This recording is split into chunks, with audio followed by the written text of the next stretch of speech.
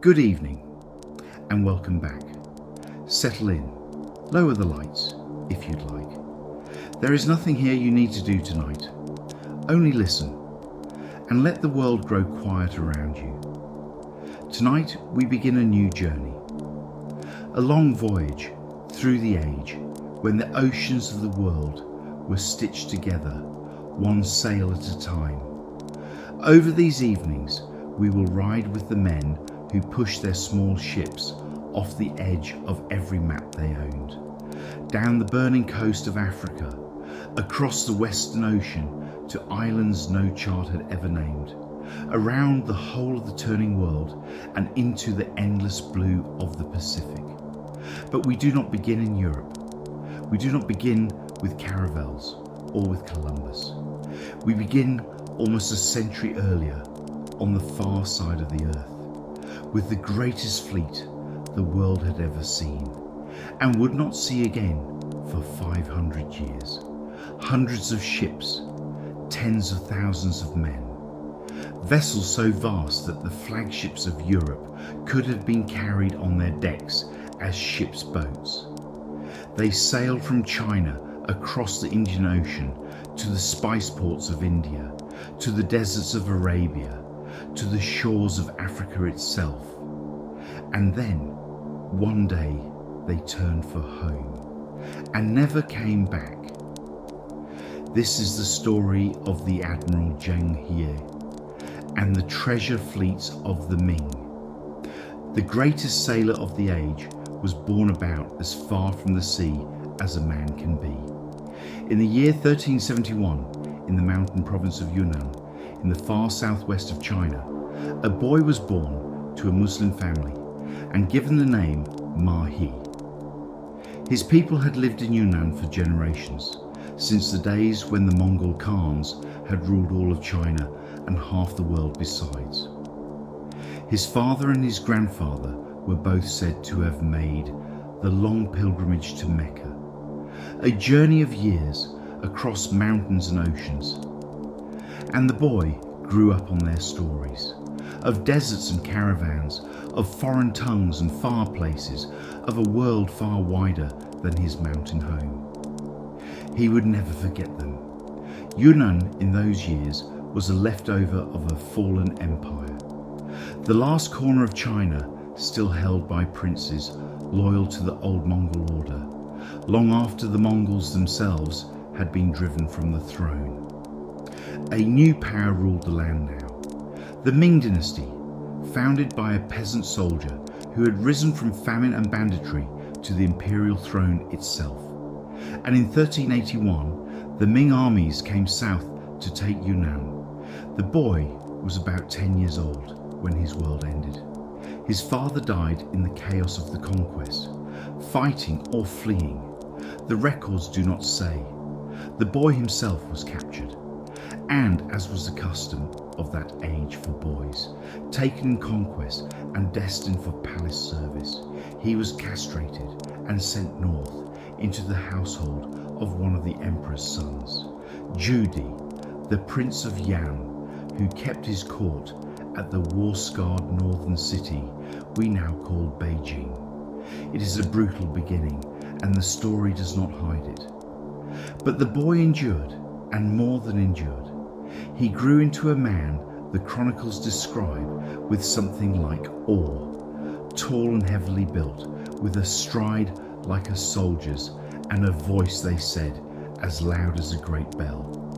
On the prince's campaigns along the northern frontier, against the Mongols beyond the wall, he learned war, horses, logistics, command. In the prince's court, he learned letters and administration, and the delicate art of surviving among powerful men.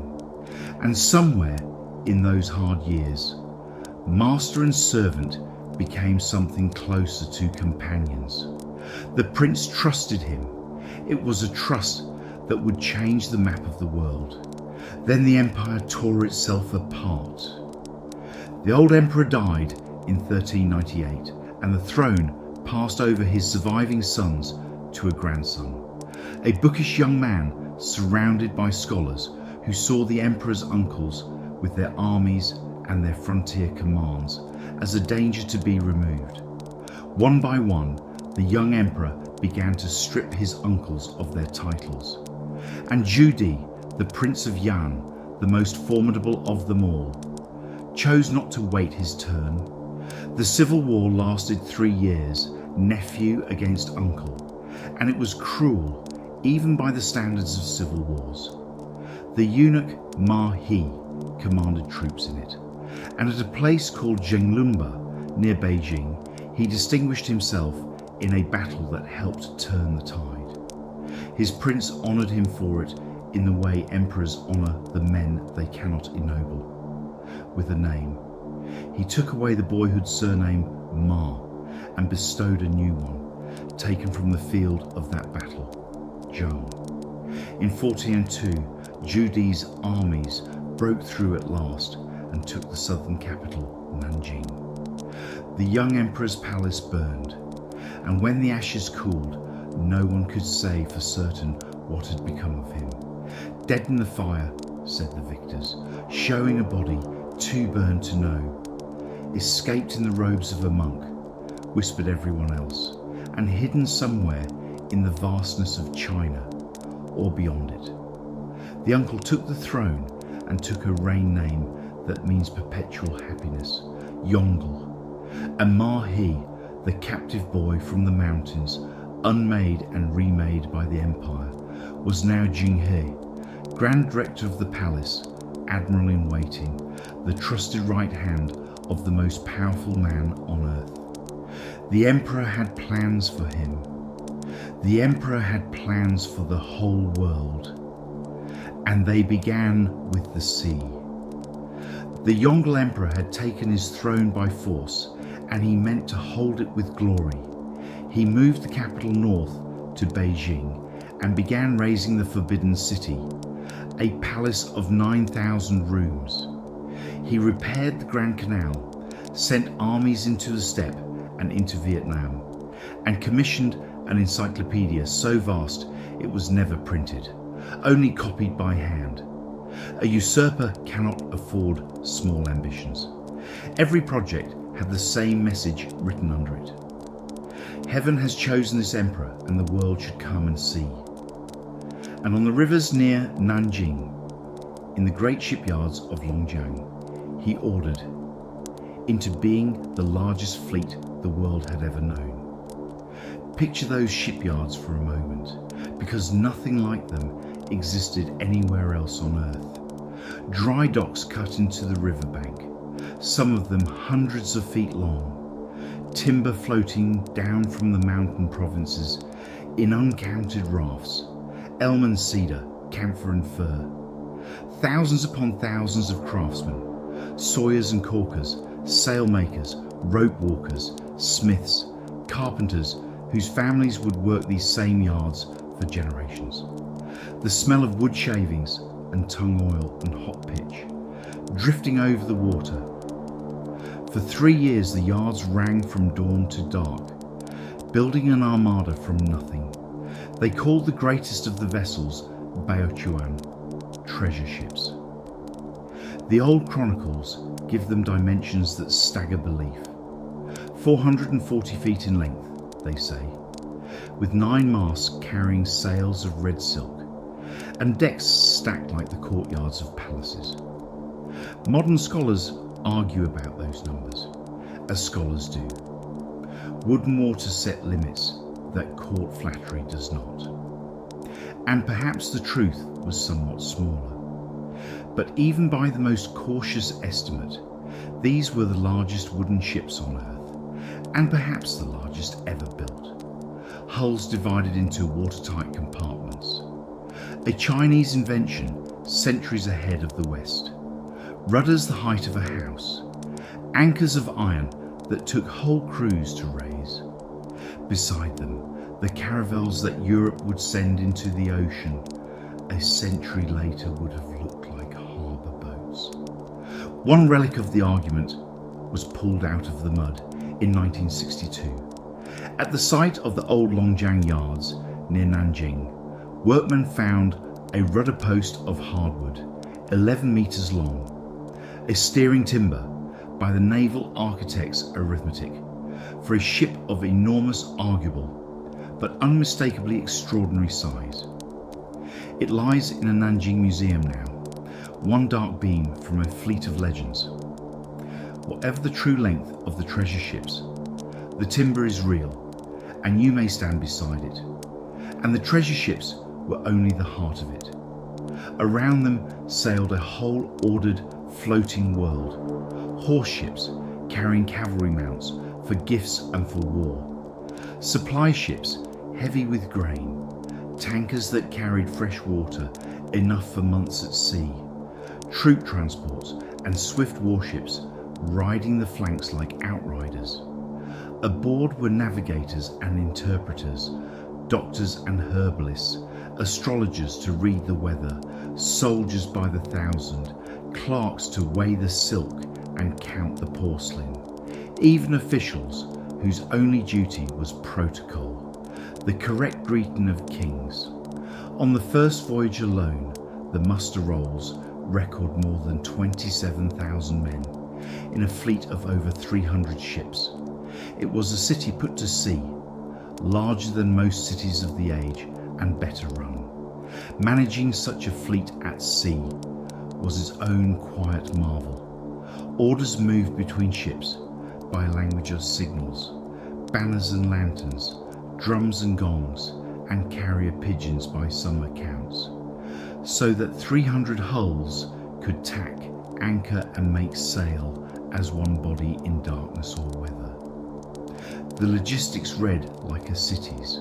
Grain ships milling flour, water tankers rationing by the day, tubs of earth aboard in which, later tradition insists, the crew sprouted beans and ginger against the sailors' sicknesses, physicians and herbalists assigned by the squadron.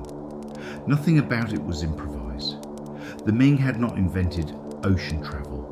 They had bureaucratized it, and bureaucracy, dull as it sounds, is what lets 27,000 men cross an ocean and arrive fed. Why? Not conquest exactly. The fleet planted no colonies and seized no ports, and not trade exactly either, though its holds went out full of silk and came home full of spices. The emperor wanted something subtler and grander. He wanted the world to come to China's door, to acknowledge the Ming, to enter the ancient system in which foreign kings sent tribute and the emperor sent back gifts of greater worth, binding the ocean itself into the order of heaven. Power displayed so overwhelmingly that it would rarely need to be used. Some whispered a stranger reason too, that the fleet was to search the southern seas for the vanished nephew, the emperor lost in the burning palace. In case he lived, in case he plotted, in case he someday returned. Perhaps emperors, like the rest of us, can carry more than one hope at a time. To command it all, Yongle passed over his admirals and his generals and his princes of the blood, and chose the man he trusted most, the eunuch from the mountains, who had never sailed anything at all. He chose Zheng He, and history suggests he chose well. Feeding such a fleet was a science in itself, and the Chinese had it. The expeditions carried their own water in tanker ships and their own food supply as a living system.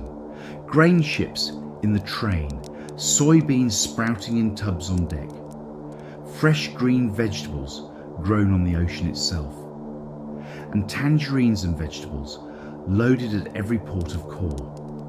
Whether by design or by the accumulated wisdom of a civilization that had run river fleets for 2,000 years, the effect was that the great crews stayed largely free of the scurvy that would hollow out European ships for centuries after. 27,000 men is the population of a city. The Ming had, in effect, learned to provision a floating one. And it is worth remembering through everything that follows in this series that the age of exploration's worst killer had a remedy China's fleets were already carrying in tubs on deck. In the autumn of 1405, the Great Fleet stood down the Yangtze and out into the open sea, dressed in banners, its sails filling the horizon like a bank of moving cloud. Before they sailed, the crews had prayed not to the emperor but to a woman, Tianfei, the celestial consort, goddess of sailors, a fisherman's daughter, the old story said, who had died young centuries before and now walked the storms, appearing at mastheads in a red dress with a lantern to lead lost ships home. Zheng He, born a Muslim, honoured her all his life with temples and inscriptions of thanks. On the ocean, men take every blessing they can get, and the ocean ahead of them was very wide. They steered first for Champa, on the coast of what is now Vietnam, and then south toward Java, riding the monsoon, for the whole rhythm of these voyages was set by the great seasonal winds of Asia, blowing steadily toward the south and west through the winter months, then turning faithfully in summer to carry the ships home again. A fleet that understood the monsoon did not fight the ocean. It moved with the ocean's own breathing, out one season and back the next. The navigators steered by compass. The magnetized needle, floating in its bowl of water, was an old Chinese companion by then, and by the stars, measuring their height above the horizon with simple boards of wood on knotted string. They kept time by the burning of incense sticks, read the bottom of the sea with tallow-tipped sounding lids, and followed written sailing directions that Chinese, Arab, Indian and Malay pilots had traded among themselves for centuries. None of this was new. What was new was the scale. An armada moving as one body across 3,000 miles of ocean, on schedule, season after season. The fleet called at Java, with its rice terraces and its old wary kings. It called at the little port of Malacca, commanding the narrowest passage of the eastern seas. A fishing village with ambitions, whose ruler saw at once what Ming friendship was worth. Under the fleet's protection, Malacca would grow within a generation into one of the great crossroads of the world, its harbour loud with every language of Asia. The treasure fleets built walled warehouses there, a depot where goods and men could wait out the turning of the winds. And the fleet pressed on, across the Bay of Bengal, to the destination written at the top of the Emperor's orders, Calicut on the pepper coast of India, the city of the Zamorin, the great spice port of the age. There the Chinese found a trading world already old and already honest. Ma Huan, the fleet's chronicler, would later marvel that bargains struck in Calicut were sealed by clasping hands in front of a broker and held for months without paper or seal, while the merchants, who used neither abacus nor ink, he said, but reckoned every sum upon their fingers, were never once found in error. The fleet traded silk and porcelain for pepper, pearls and precious stones, raised a carved stone proclaiming friendship between the two lands across the sea, and when the winds turned, stood for home. The Stele Zheng, he later raised to the sea goddess, preserves the fleet's own memory of what the crossings felt like. In storms, it says, when the great swells rose like mountains and the ships were meeting them in darkness, a divine light would appear, glowing at the tips of the masts, and the moment that miraculous lamp shone, the danger calmed, and the crews knew themselves held in the goddess's hand. Sailors of another ocean, watching the same electric fire dance on their yards, would call it St. Elmo's fire and credit another protector. Same light, same terror, same gratitude. The sea teaches one religion in many languages. It was on that homeward passage in 1407 that the fleet fought its first great battle, not against a kingdom, but against a pirate. His name was Chen Zuyi. He had made himself master of Palembang, an old Chinese trading settlement on Sumatra, and from it his squadrons preyed on the shipping of the strait, the narrow water through which all the trade of the East had to pass. When the treasure fleet arrived, Chen Zuyi weighed his choices and offered his surrender. While quietly preparing, the chronicles say, to strike the fleet by treachery. He had misjudged both the man and the fleet. Warned by a local informer, Zheng He struck first. The war junks closed in through the river mouths, fire arrows arcing over the water, soldiers swarming the pirate hulls. 5,000 of the pirates died, the records claim.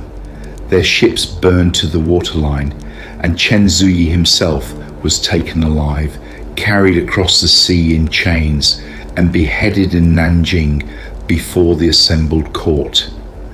The message ran the length of every sea lane in Asia. The ocean had an order now, and the Ming fleet would keep it. Malacca shows the system at its most refined. There, the fleet built its great fortified depot, stockades, warehouses, watchtowers, where the squadrons could divide, trade out separate errands across the ocean, and reassemble to ride the turning monsoon home in one body. The little sultanate prospered under the arrangement into the great entrepot of the strait. Its rulers travelled personally to the Ming court, and the connection ran so deep that when, a century later, the Portuguese seized Malacca, the very conquest that brought young Ferdinand Magellan east, the exiled sultan's appeal for help went by old habit to Beijing. By then, of course, no fleet could answer, but for 30 years the crossroads of the eastern seas kept Chinese time. Voyage followed voyage, almost without pause. A second, a third, a fourth, the fleets sometimes passing one another, outbound and homebound, on the long blue road. The fleet carried foreign ambassadors home and brought new ones back. It threaded the straits and rode the monsoons until the passage from Nanjing to India became almost a routine. As close to routine as 3,000 miles of open ocean can ever be.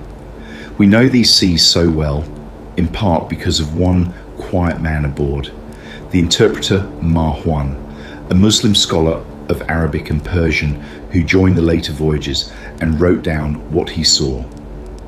His book bears a lovely title, The Overall Survey of the Ocean Shores, and it is full of the close human detail that official chronicles forget, the betel leaf that stained every mouth in Java, the way the king of Siam's subjects deferred in matters of trade to their wives, whose judgment, Ma Huan noted, was excellent, houses and harvests, weddings and funerals, the price of fowls, the taste of jackfruit, which coins were good and which promises were better.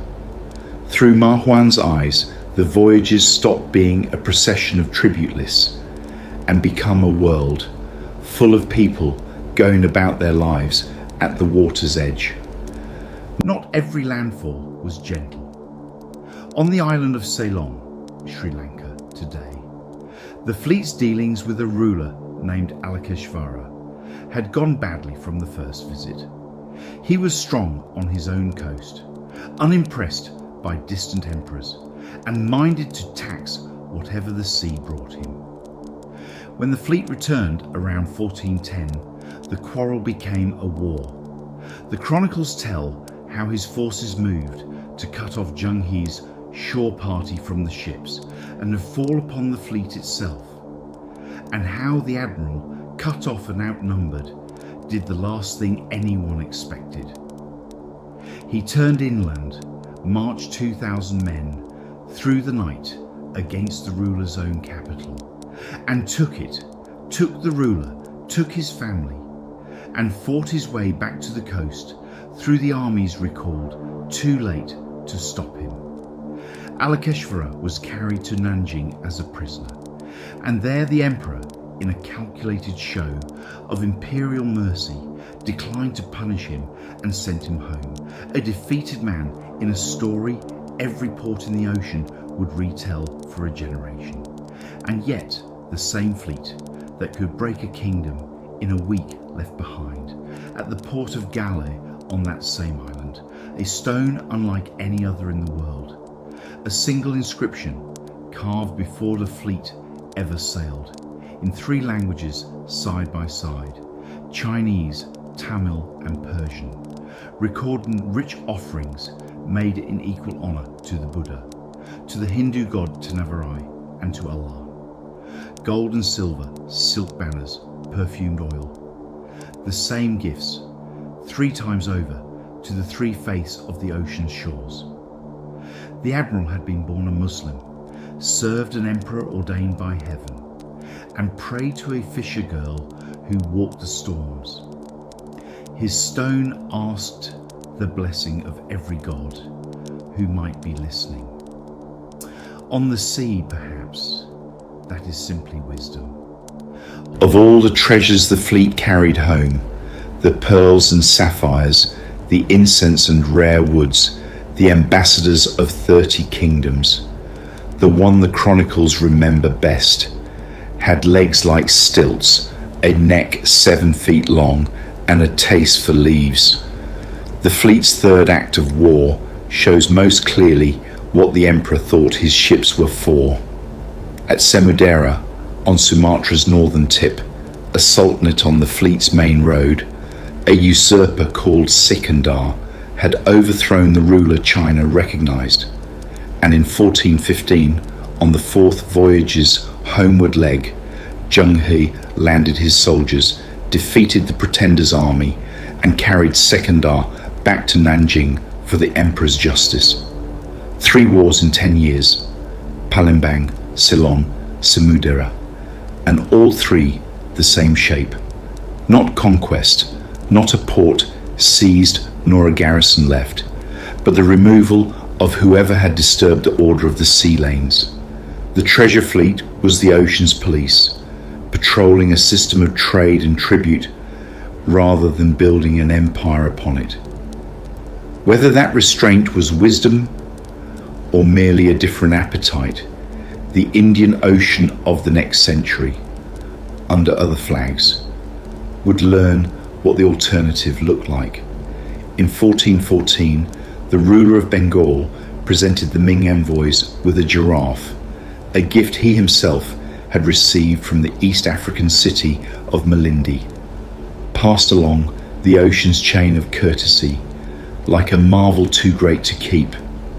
And when that impossible animal came swaying up the road to the palace in Nanjing, gentle and absurd and utterly unknown, the court scholars reached for the only word in their books that could hold it.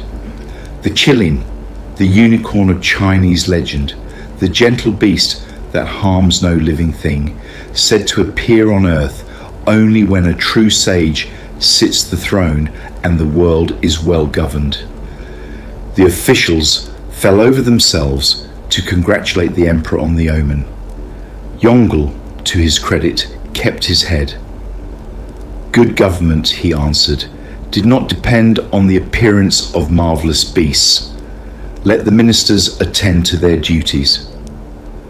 But he went out to the palace gate to watch the giraffe arrive all the same, with the whole court at his back, and one suspects he allowed himself, privately, one long moment of satisfaction. The unicorn had come. Heaven apparently approved. The giraffe had come from Africa, and so the fleet went to find its source.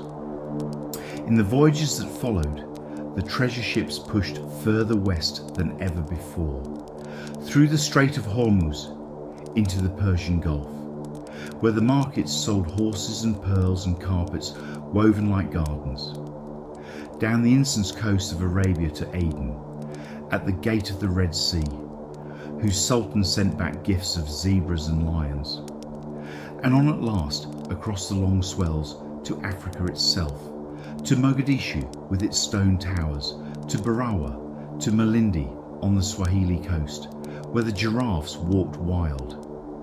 Ostriches came aboard, and leopards and oryx, and the sultans of the far shore sent their own envoys, riding the monsoon for a year and more to bow in the courts of Nanjing and Beijing, men from the edge of the known world standing in the forbidden city. Stand on that African shore for a moment around the year 1418 and look east. The horizon fills with sails, 9-masted ships the size of palaces, the greatest navy on earth, anchored calmly off a coast that Europe had barely begun to imagine. Nothing in the world could have stopped that fleet from going on. Around the Cape of Good Hope the other way, north up the Atlantic to discover Europe before Europe discovered the sea. The ships were there, the skill was there. The distance was, if anything, shorter than the road they had already come. What happened instead is one of history's quietest turning points. Nothing happened. The fleet had no orders for the lands beyond. The tribute system's map simply ended where the known kings ended. The ships turned for home as they always did. And the two halves of the world kept their appointment for another lifetime. In 1424, the Yongle Emperor died on campaign in the northern steppe, chasing an enemy he never caught. And the great engine that had driven the fleets died with him. The decision had a face and a name on the other side too. The Treasury Minister, Xia Yuanji, a formidable, incorruptible accountant who had spent decades watching the Voyage's costs, had opposed them so stubbornly that Yongle had thrown him in prison for it. One of the new emperor's first acts was to release the old man and take his advice. And the advice had not changed. Stop the fleets. It is worth being fair to him. The voyages truly were ruinously expensive. The frontier truly was the mortal threat.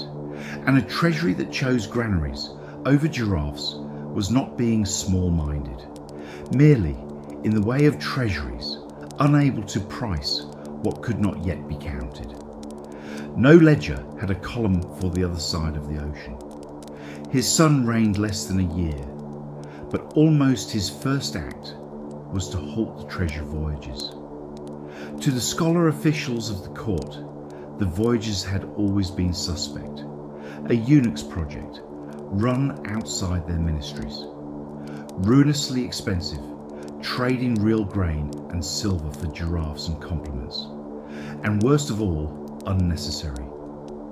For what could the ocean's small kingdoms ever threaten compared to the Mongol riders gathering, as always, beyond the Northern Wall? The money was wanted for the frontier. The men were wanted for the canal. The old admiral was given a soldier's consolation, command of the garrison at Nanjing, and years of quiet work, repairing temples, tending his crews, while his ships swung at their moorings and grew old. He was granted one more horizon.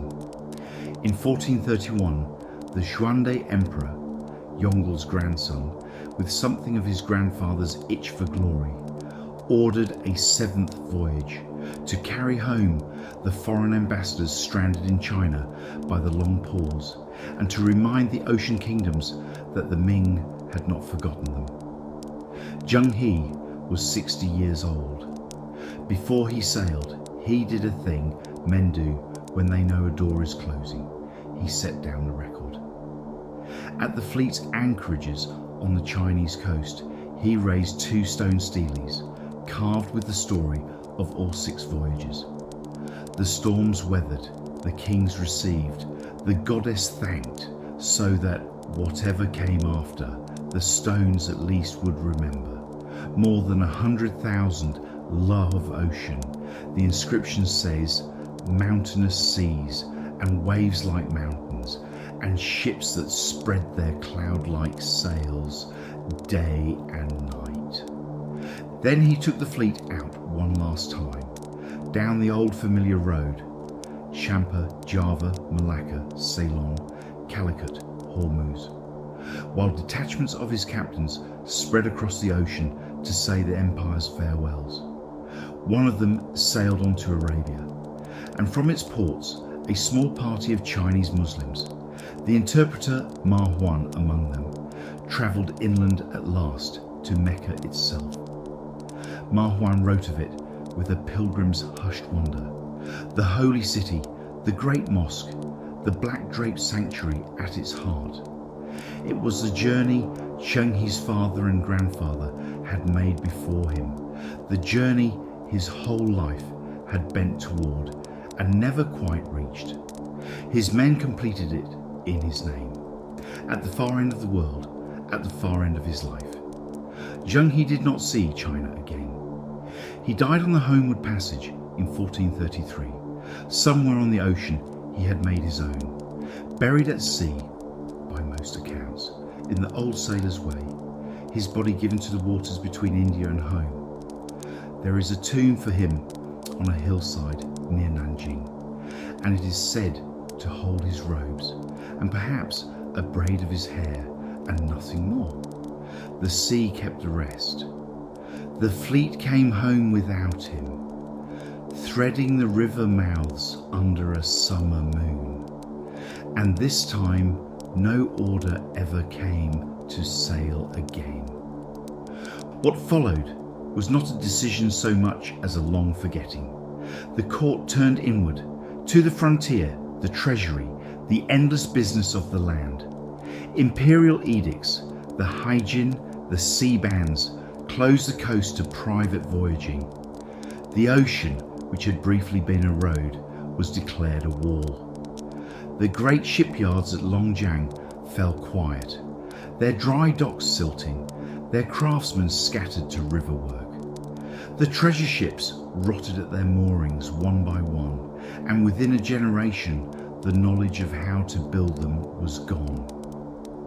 A story is told, and historians still argue whether it is true, that when a later emperor's court asked after the records of the voyages, a minister named Liu Daxia had the logs hidden or burned, declaring such expeditions a waste of the empire's substance that ought never be repeated.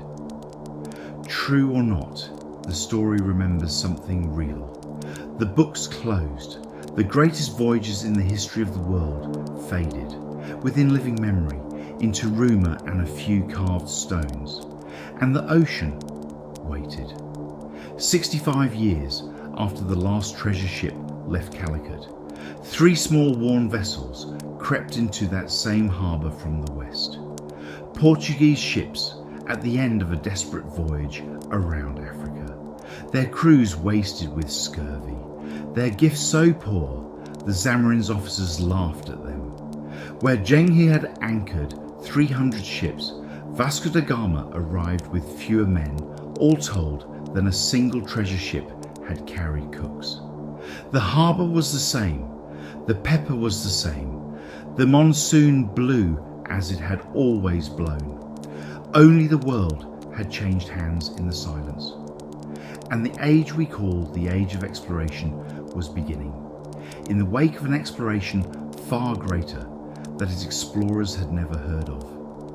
We will meet those small ships soon enough. But tonight, spare a last thought for the boy from the mountains, captured, unmade and remade, who rose to command the ocean from Nanjing to Africa, and asked of it nothing but acknowledgement, and mostly gently received it. His stone still stands at Gala, in 3 languages, asking the blessing of every god at once. The sea road he kept is the busiest on earth today. Crowded with ships, his shipwrights would recognise at once in their bones. And somewhere beneath the long swells of the Indian Ocean, the old admiral keeps his watch. Next time we go to the other end of the world, to a poor kingdom on the Atlantic's edge, and a prince who never sailed, sending little ships year after year at a cape everyone believed was the end of the world. The explorers of Europe are waiting for us.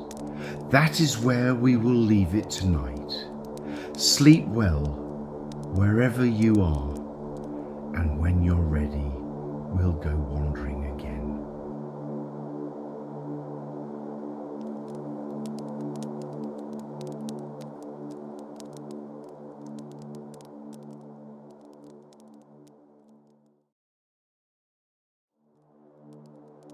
Good evening, and welcome back. Settle in. Lower the lights if you'd like. There is nothing here you need to do tonight, only listen, and let the world grow quiet around you. Last time, we watched the greatest fleet on earth sail home to China and the ocean fall silent behind it. Tonight we cross to the other end of the world, to a small poor kingdom on the westernmost edge of Europe, staring out at an ocean everyone said had no other side, and at a desert coast everyone said no ship could pass. There was a cape on that coast, a low line of red sand and fog and breaking water, and for a generation it stood at the absolute end of the known world. Sailors called the sea beyond it the Sea of Darkness. They said the water there boiled. They said the sun stood so close overhead that it burned ships black and men blacker, that the current ran only one way, so that whoever passed the cape would never come home. 15 times one prince sent his captains to pass it. 15 times they turned back. This is the story of the 16th attempt, and of the quiet, stubborn, complicated prince who spent his life sending other men over the edge of the map. His name was Henry. History calls him the Navigator. Portugal, at the start of the 1400s, was about the last place anyone would have picked to open the oceans of the world. It was small and it was poor. A strip of hill country and fishing harbours pressed between Castile and the Atlantic, with perhaps 1 million people at the far end of everything. The silks and spices of the East reached it last and cost it most, trickling across Asia through a dozen middlemen to Venice and Genoa, and arriving in Lisbon, marked up beyond the reach of kings. Portugal had one great asset. The sea was its front door. Its fishermen and coastal traders were bred to the Atlantic swell in a way that the sailors of the calm Mediterranean never quite were. And it had an unusually capable royal family. King John I had won the kingdom's independence in battle and married an English princess, Philippa of Lancaster, a serious, pious, formidable woman who raised her sons to be something new. Knights with account books, crusaders who could read a chart. Europe would come to call them the illustrious generation. The third of those sons, born in 1394, was the Infante Dom Enrique, Prince Henry. In 1415, when Henry was 21, Portugal did something audacious. In secret, the king assembled a fleet and an army and hurled them across the strait at Ceuta, the great Muslim fortress port, on the Moroccan shore, the northern gate of Africa. The city fell in a single day.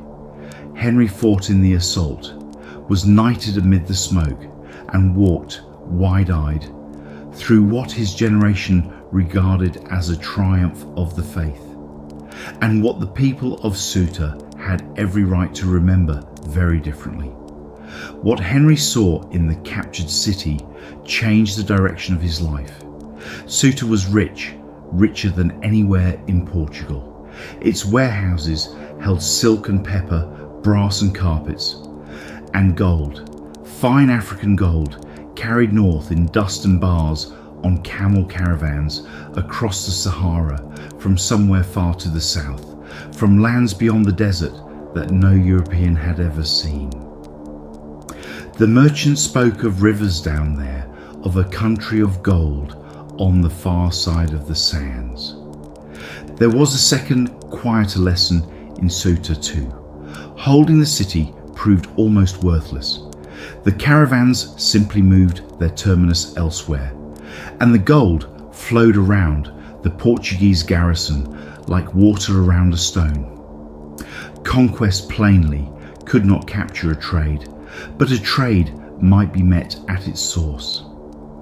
If the gold was born somewhere south of the desert, then the kingdom that reached that somewhere first by sea in its own ships past every middleman on earth would never be poor again. A man could not follow the caravans. The desert and its masters would swallow him.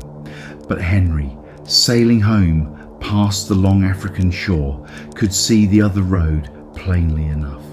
The desert had a coastline, and a coastline can be sailed.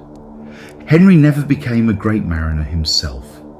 In his whole life, he never sailed further than Morocco, a fact history has gently forgiven in a man it calls the Navigator.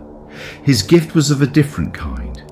He was an organiser, a financier, a collector of men and knowledge, with a monk's austerity, a courtier's patience, and an obsession that lasted 40 years. He gathered to himself the means to feed it. As governor of the Algarve, Portugal's southern coast, and administrator of the wealthy Order of Christ, the old crusading order whose red cross his ships would carry on their sails, Henry had revenues, harbours, and a cause. At Sagres, on the bare headland at Europe's southwestern corner, where the land runs out into the Atlantic in a fist of rock, he kept a base and a household. Later, legend built it into a grand school of navigation, with observatories and lecture halls. The truth was Homlia, a working court of pilots, chart makers, shipwrights, and returned captains, Jewish astronomers and Italian traders among them, comparing notes year after year, each voyage's hard-won knowledge inked onto the next voyage's charts. The work was slow, and the work was cumulative. That was its genius. Every captain who returned to the Algarve was questioned, and his soundings, his bearings, his sketches of headlands went into the growing body of charts. The rutters, the written sailing directions, thickened year by year like the rings of a tree. The prince paid for voyages that returned nothing but knowledge, and lost money for decades with a stubbornness that looked to his contemporaries very like folly. And along the way, his enterprise picked up the ocean's first stepping stones almost casually. Madeira sighted after a storm and settled in the 1420s, its slopes soon striped with vineyards and sugarcane. The Azores found far out in the empty west, stocked with sheep before settlers. One day, these islands would be the inns and way stations of every Atlantic voyage to come. The Navigator was building more than a route down a coast. He was building the habit of ocean. And there was, in the middle of Henry's life, a wound that history often skips, and this story will not: Tangier. In 1437, the prince, crusader first, always, led an assault on that Moroccan city and led it badly. The expedition was surrounded, and to buy its escape gave hostages, chief among them Henry's own youngest brother, Fernando, against a promise to return Ceuta itself. The promise was never kept. Crown and Council judge suitor too valuable, the treaty void, the cost bearable. Fernando died in captivity at Fez 6 years later, and Portugal named him the Holy Prince and told itself stories about his patience. Henry withdrew to the Algarve and his ships and rarely again left them. It is not for us to read a man's heart across 5 centuries. But it is a fact that the voyages in the years after Tangier took on the character of the only crusade Henry had left. His motives were the tangled motives of his century, and it is honest to name them all. Gold, first, the river of it beyond the desert. The crusade always. Henry dreamed of outflanking the Muslim world entirely, and of finding, somewhere beyond it, the legendary Christian king called Prester John, who might join Christendom's war from the far side. Souls, as his chronicler would insist, knowledge truly, the pure itch to know what lay beyond the next cape, and profit in human beings, as we shall see. For this story carries that weight too, and will not put it down. Year after year, his little ships went south, past Madeira, which his captains settled, past the Canaries, down the dry Moroccan shore where the land slowly turns to sand. And year after year, they stopped at the same place. Cape Bojador, the bulging cape, a low, fog-wrapped headland on the edge of the Sahara, where red dust blows out over shoal water, where the swell breaks far from shore, and where the medieval imagination had drawn its final line. Beyond Bojador, said the law of generations, the green sea of darkness, boiling water, a sun that burned men black, currents from which no sail returned. It is worth tasting the cosmology that made the Cape so final. The learned geography of the day, inherited from the ancients and elaborated by centuries of commentary, divided the earth into zones. And the tropics, in the strictest reading, were the torrid zone, where the sun's proximity made life impossible, and the sea itself might thicken and burn. Arab geographers, who knew better from the landward side, still called the Atlantic the Sea of Perpetual Gloom, where gin dwelt and no sail returned. Mapmakers filled the blank south with serpents and dog-headed men, not as decoration, but as honest labels for the unknown. Every sailor at Bojador carried that whole library in his head. What Gil Eanes disproved with a cask of flowers was not a current or a reef. It was 2,000 years of authority. The real dangers were more ordinary and quite bad enough. Fog, shallows, a coast with no landmarks and no water, and a wind that blew forever from the northeast, fair for going out and dead against coming home. But fear needs no accuracy to hold a line. 15 expeditions, by the count of Henry's own chronicler, reached that cape and turned around. The man who finally broke the spell was nobody's idea of a legend, which is perhaps the point of him. Gil Eanes was the squire of Henry's own household, from the town of Lagos, a household man, sent south in 1433, with the same orders as everyone before him, and like everyone before him, he found reasons to stop short. He went raiding in the Canaries instead, and came home with the Cape unpassed. The prince, the chronicle says, received him without anger, and sent him straight back with words to this effect: the dangers ahead of you are not so great as the ones already behind you, and the reward of passing will be honour for as long as men remember. Go again, go past it. And in 1434, Gil Eanes went again. He did the simple, terrifying thing the problem required. Instead of hugging the deadly shore, he stood boldly out to sea, west and away from the land, sailed his little square-rigged barker out of sight of Africa altogether, and then came about and ran back east. When he raised the coast again, the dreaded Cape lay behind him.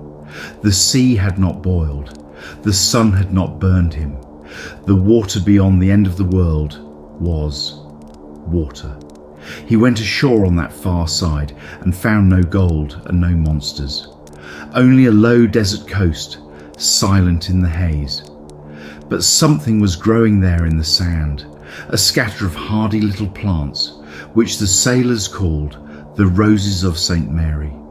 Gil Eanes dug some up, tamped them into a cask of their own soil, and carried them home to his prince.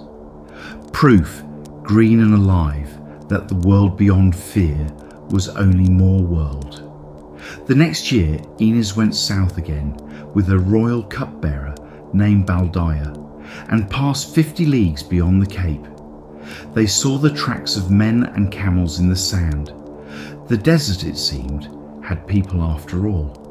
Baldia pushed on further still into a long inlet they hopefully named the River of Gold, the Rio de Oro. It was neither river nor golden, but the name, like so many names of this age, recorded the wish rather than the fact. They hunted sea wolves, monk seals, on its beaches, and came home with a cargo of skins. The first profit, humble as it was, ever carried back from beyond the edge of the world. After Bojador, the coast opened like a door. After Bojador, the coast opened like a door. But the voyages home, against that eternal wind, taught Henry's sailors two lessons that would echo for centuries. The first was a ship. The heavy square-rigged barcus wallowed when they tried to claw back north. So the shipwrights of the Algarve refined something nimbler. The caravel, small, shallow of draught, and rigged with great triangular lateen sails on raked masts, a design borrowed from the Arab seamen of the old inland seas. A caravel could sail startlingly close against the wind, work a river mouth, and still cross an ocean. For 2 generations, it would be the exploring machine of the world. And Columbus and da Gama alike would owe it their lives. The second lesson was stranger and greater. The way home was through the open sea. To beat back to Portugal, pilots learned to leave the African coast entirely and swing far out into the Atlantic, west and north in a vast arc, until they picked up the westerly winds of higher latitudes that carried them home. They called it the Volta do Mar, the turn of the sea. It felt like madness. To get home, first sail away from home. But it was the master key to the age. The ocean was not a wall with a coastline to creep along. It was a system of winds, turning like a great wheel. And whoever learned the wheel could ride it anywhere. Now this story must carry its weight, as promised, told plainly and with the dignity the subject demands. In 1441, 2 of Henry's young captains, Antão Gonçalves and Nuno Tristão, sailing separately beyond the Cape, met on the desert coast and made themselves a darker kind of thirst. Wanting captives to question about the land and wanting, frankly, something of value to bring home, they raided a camp by night and seized a dozen human beings and carried them back to Portugal. The prince sent word of it to Rome as if it were a victory of the faith, and in the years that followed, the papacy issued solemn documents granting Portugal the right to subdue and enslave the peoples of the newfound coasts. The trade grew with terrible speed. In 1444, a company from Lagos sent out 6 caravels under a captain named Lanzarote, which fell upon the islands and shores south of the Cape and returned with 235 men, women and children. On the 8th of August 1444, in a meadow outside Lagos, they were driven ashore and divided into lots for sale. Families deliberately parted, the chronicle says, so the shares would come out even. We know the scene because Henry's own chronicler, Gil Eanes de Zurara, stood witness and wrote it down, and could not keep his composure. What heart so hard, he wrote, as not to be pierced by pity at the sight of that company, mothers clutching children, brothers separated, faces raised to the sky, the cries in a language the buyers did not need to understand. He wept as he wrote, he tells us, and then, being a man of his age and his master's servant, he reached for comfort and told himself their souls at least would now be saved. The prince sat on horseback at the edge of the field that day and took his fifth of the captives as lord. Within a few years, the crown regularised what the raiders had begun. On the island of Arguin, off the Mauritanian coast, the Portuguese built a fortified trading post, the first European factory on the Atlantic coast of Africa, and the seizing of captives by ambush gave way, for the most part, to the steadier and no less terrible business of purchase, through African and Arab brokers who had their own old networks of bondage to draw upon. The chronicler could tell himself the trade had grown more orderly. For the people in the ships, the distinction meant nothing at all. It would be false to this story to look away from that meadow, and false too to pretend the men in it saw with our eyes. What began there in the accounting books of Lagos would grow over 4 centuries into the Atlantic slave trade, one of the greatest crimes in human history, and Europe's ocean age is not separable from it. The sea road south was opened by courage and paid for from very near the beginning in other people's chains. Both of those things are true at once. We will let them both stand. Past the desert, the world changed and disproved another library of fears. In 1444 and 1445, Henry's captains reached the mouth of the Senegal and rounded Cape Verde, the Green Cape, where the sand gave way, almost between one headland and the next, to grass and baobabs and villages under palm trees. The old doctrine that the tropics must be a burnt, uninhabitable waste dissolved on sight. Here was a peopled, watered, green country, with fishermen on the rivers and markets in the towns. The learned books had simply been wrong. A lesson the age would have to keep learning, cape after cape.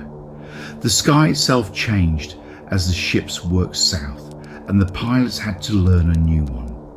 Off these coasts, the pole star, the fixed nail on which all northern navigation hung, sank lower at every latitude, down toward the sea's rim. The old rule of thumb, its height above the horizon, grew useless in the very waters where men needed it most.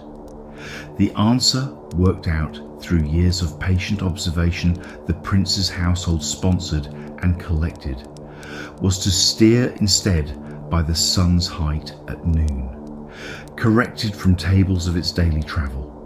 Solar navigation, the beginning of scientific position finding at sea. It sounds dry, said quickly, but consider what it means that Portugal solved it. A kingdom of perhaps 1 million people systematically replacing the sky. The finest eyes on that coast belonged to a young Venetian in Henry's service, Alvise Cadamosto, who sailed south in 1455 and 1456 and wrote about it with a merchant's precision and a traveller's delight. He described trading up the Gambia River, the salt roads and the silent barter of the interior. A hippopotamus, which he had no name for, the astonishment of a coast that had never seen ships, where people rubbed the white from his skin to see if it was paint.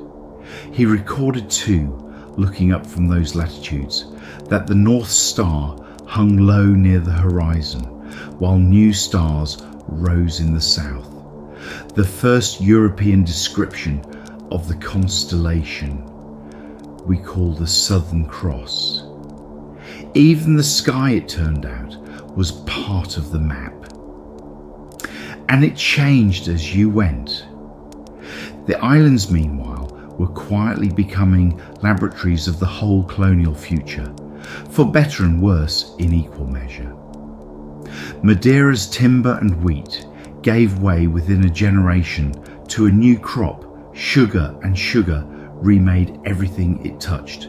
Terraced slopes, water channels cut through cliff faces, mills, fortunes, and a hunger for labour that the Guinea ships were already ominously learning to feed. By century's end, little Madeira was the largest sugar producer in the Western world, and the island model, cane, capital and coerced labour, stood ready to be exported across the Atlantic, where it would shape the history of 3 continents. The age of exploration carried more than sails and crosses in its hold. It carried economic blueprints, and some of them were terrible. Cadamosta's second voyage ended at the Gambia with the quiet discovery of a different kind. Blown offshore by a storm among unfamiliar islands, he had stumbled on the Cape Verde archipelago, green and utterly empty, where no human being had ever lived. Islands with no history at all, waiting to be given one. And the captains who followed him traced the coast onward to a mountainous shore where thunder rolled continuously among the peaks. They called it Serra Leoa, the Lion Mountains, for the sound, men said, was like the roaring of lions. It bears the name still, Sierra Leone. Prince Henry died in November of 1460 at Sagres, on his bare headland above the Atlantic, 66 years old. He had never seen the lands his obsession uncovered. His captains had traced some 2,000 miles of African coast from Morocco to modern Sierra Leone and colonised the islands of Madeira, the Azores and Cape Verde. He died, the chronicles note, still owing money. Exploration never once turned him a profit. An austere, driven, contradictory man, half monk, half venture capitalist, patron of both discovery and the slave ships, who spent 40 years sending other men beyond the horizon he never crossed himself. They buried him first at Lagos, near the meadow where the captives had been sold, and later moved him to the great abbey at Batalha, among his brothers of the illustrious generation. On his tomb he lies in armour, hands folded, facing the ceiling of a church 100 miles from the sea he changed. The awkward truth of him has kept historians arguing ever since. Visionary or crusader, scientist or slaver, saint of the map or shareholder in its cruelties. Perhaps the honest answer is the one his own century would have found least remarkable. He was all of it at once, without ever feeling the contradiction. The horizon, however, no longer needed him. For a while after Henry's death, the Crown treated the enterprise as a business and little more, even leasing the whole African trade to a Lisbon merchant, Fernão Gomes, on remarkable terms. He could keep the profits, provided his captains discovered 100 new leagues of coastline every year. Discovery, by contract and by the mile. It worked disturbingly well. In 5 years, Gomes's captains ran the map along the Gold Coast of modern Ghana, where the gold of the caravans finally met the sea, past the Great Bight of Africa and across the equator itself, where the last of the northern stars went under and pilots learned to steer by an unfamiliar sky. Then a new king took the work back into royal hands and everything accelerated. Joan II, a hard, brilliant, watchful man. Isabella of Castile called him simply the man, wanted one thing above all: the sea road around Africa to India, and the pepper trade at its end. His captain sailed now with a new kind of cargo: padrões, pillars of Lisbon limestone, carved with the royal arms and a cross, to be planted on the headlands of the world like signatures on a deed. Caum's voyages have left one signature more personal than any pillar. Far up the Congo, 100 miles inland, where falls finally stop all boats, there is a rock face at Yalala, carved with the royal arms and a line of names. Here arrived the ships of the illustrious King John II of Portugal, Diogo Cao and his companions. Explorers' graffiti, 5 centuries old, at the dead end of a river they had hoped led toward Prester John. The great gestures of the age were made on headlands for kings, but that stone, scratched at the limit of the possible by tired men a long way from the sea, may be the age's most honest monument. Diogo Cao carried the first of them. In 1482 he found something no European had imagined: the mouth of the Congo, a river so vast it stained the sea brown and fresh for miles offshore, planted his pillar on its southern point, and opened dealings with the great African kingdom that ruled its banks. On a second voyage he pushed the line of pillars far down the coast of modern Angola and Namibia, into desert latitudes again. And there, somewhere beyond his last marker, Diogo Cao passes out of the records, and history quietly loses him. João also built, on the Gold Coast Gomeses captains had found, the Enterprise's anchor and its darkest monument. In 1482, a fleet carried out of Lisbon the pre-cut stones, timbers and tiles of an entire fortress, and raised it in weeks on a rented shore, São Jorge da Mina, St. George of the Mine, the first European building in the tropics, planted to guard the gold trade from Castilian interlopers. The local ruler, Kwamana Ansa, had argued shrewdly against permitting it. Friends who visited, he said, stayed better friends than friends who moved in, and was proven right by 4 centuries. Elmina Castle stands today in Ghana, whitewashed above the surf, having passed from gold house to slave house to national monument, the oldest and longest serving witness to everything this series' oceans carried. And João, being João, did not trust the sea alone to answer his question. In the same year that Diaz sailed, the king dispatched 2 Arabic-speaking spies overland, disguised as merchants, into the world the ships were reaching for. One of them, Pero de Covilla, made his patient way through Cairo and down the Red Sea to Aden, crossed with the monsoon to India itself, and walked the pepper markets of Calicut, noting prices, ports and winds, before working down the African coast as far as Mozambique. His report, sent home in secret, told the king in words what Diaz would tell him in charts. The Indian Ocean was open water, and the 2 roads met. No European power had ever prepared a discovery so thoroughly. The age of the lone visionary was already quietly becoming the age of the intelligence service. The finishing of Africa fell to Bartolomeu Diaz, who sailed from Lisbon in August 1487 with 2 caravels and a store ship, and orders that amounted to keep going. He had also, before the storm, done a small thing with large consequences. At the southern edge of the known coast, he took aboard local provisions and put ashore, at intervals, African men and women he had carried from Lisbon for the purpose, interpreters and envoys, dressed and instructed to speak well of Portugal and to ask after the road to the Indies and the realm of Prester John. It was intelligence work, cousin to Covillers, the crown probing ahead of its ships by every channel it had. History records almost nothing of what became of those solitary ambassadors on their beaches. They deserved their sentence in the story. The ages' maps were drawn not only by captains. Beyond the last pillar, the coast turned against him. The winds foul, the current against, day after day of beating south into worsening weather.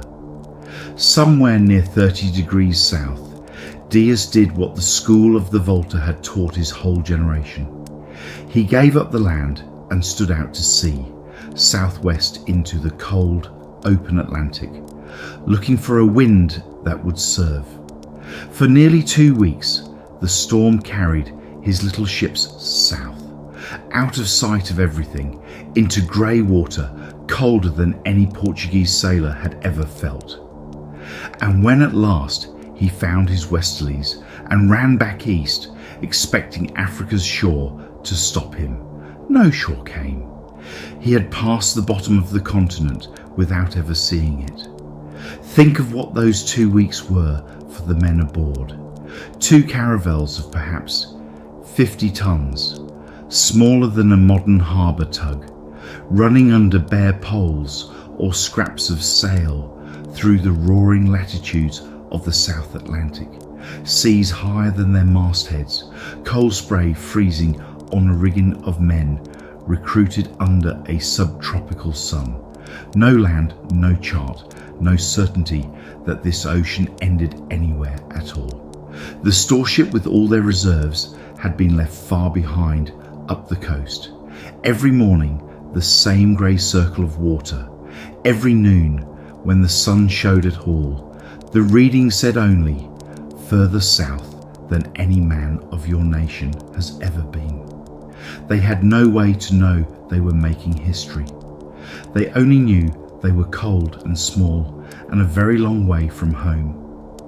He turned north and made land at a bay where herdsmen watched from the hills and knew by the run of the coast, east now and then bending north, what it meant. The way to India lay open. Diaz wanted to sail it then and there. His exhausted crews, at the end of their food and their nerve, did not, and after 3 days' argument and a signed protest to preserve his honour, he yielded. They found the storeship again on the homeward run, 9 months after leaving her. 6 of her 9 caretakers dead, and one of the survivors, the story goes, so overcome at the sight of his countrymen's sails that he died of joy. The sea gives few gentler measures of what these voyages cost than that. A man's heart holding out just long enough to be found. On the way home, he finally saw the great cape itself, the mountain-backed headland he had rounded blind in the storm, and named it, says the story, the Cape of Storms. And the king, when Diaz made his report in Lisbon after 16 months at sea, listened and looked further than a sailor's memory of bad weather and renamed it the Cape of Good Hope. The sea kept its own account with Diaz and settled it with terrible poetry. He was never given the India command his voyage had earned.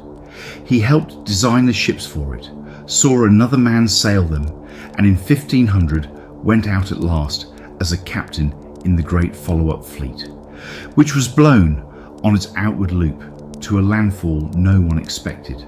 Brazil, with Diaz aboard, present at one more accidental continent.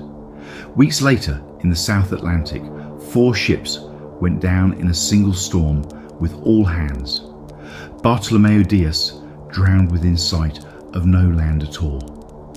On the deep sea road to the Cape, he himself had been the first to turn, the Cape of Storms that a king had renamed, over a sailor's honest objection, Good Hope. Among those present in Lisbon around the time Diaz came home, the records suggest was an ambitious Genoese chart maker who had been pestering the Portuguese court for ships to try a different road to the Indies, west straight across the ocean. Jerome's experts had already turned him down. With Africa all but solved, Portugal needed no second road. So the Genoese packed his charts and his arguments and took them to Spain instead. His name, of course, was Christopher Columbus, and here's where we go next. Spare a final thought tonight for the men of the 16th attempt, for Gil Eanes standing on the wrong side of the world's oldest fear, holding a cask of flowers, for the pilots swinging wide into an empty ocean to find the way home, and for the people in the meadow at Lagos, whose names no chronicle kept, and whose descendants would cross every sea this age opened in the holds of its ships. The age of exploration was never one story. It was all of these at once. The courage and the cartography and the chains moving together down a coastline, one cape at a time, until the map of Africa hung complete in the palaces of Lisbon, and the road to everywhere lay open.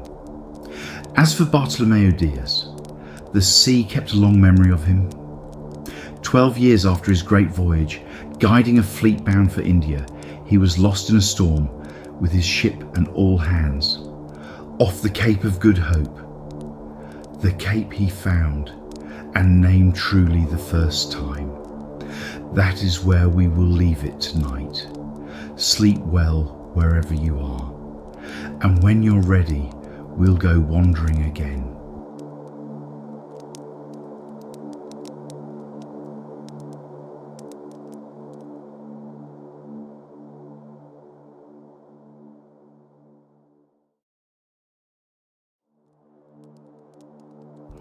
Good evening and welcome back.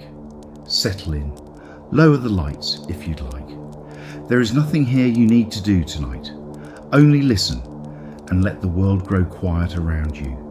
It is 2 hours past midnight on the 12th of October 1492. 3 small ships are running west before a fair wind, under a late moon, 33 days out from the last land anyone aboard has seen.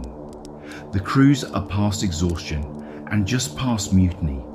3 days earlier, their commander taught them out of turning for home with a promise. 3 more days, and if nothing came, they would turn back. This is the 3rd night. On the forecastle of the Pinta, a sailor from Seville named Rodrigo de Triana is staring into the darkness ahead, and somewhere in that darkness, low and pale, a line, sand white under the moon.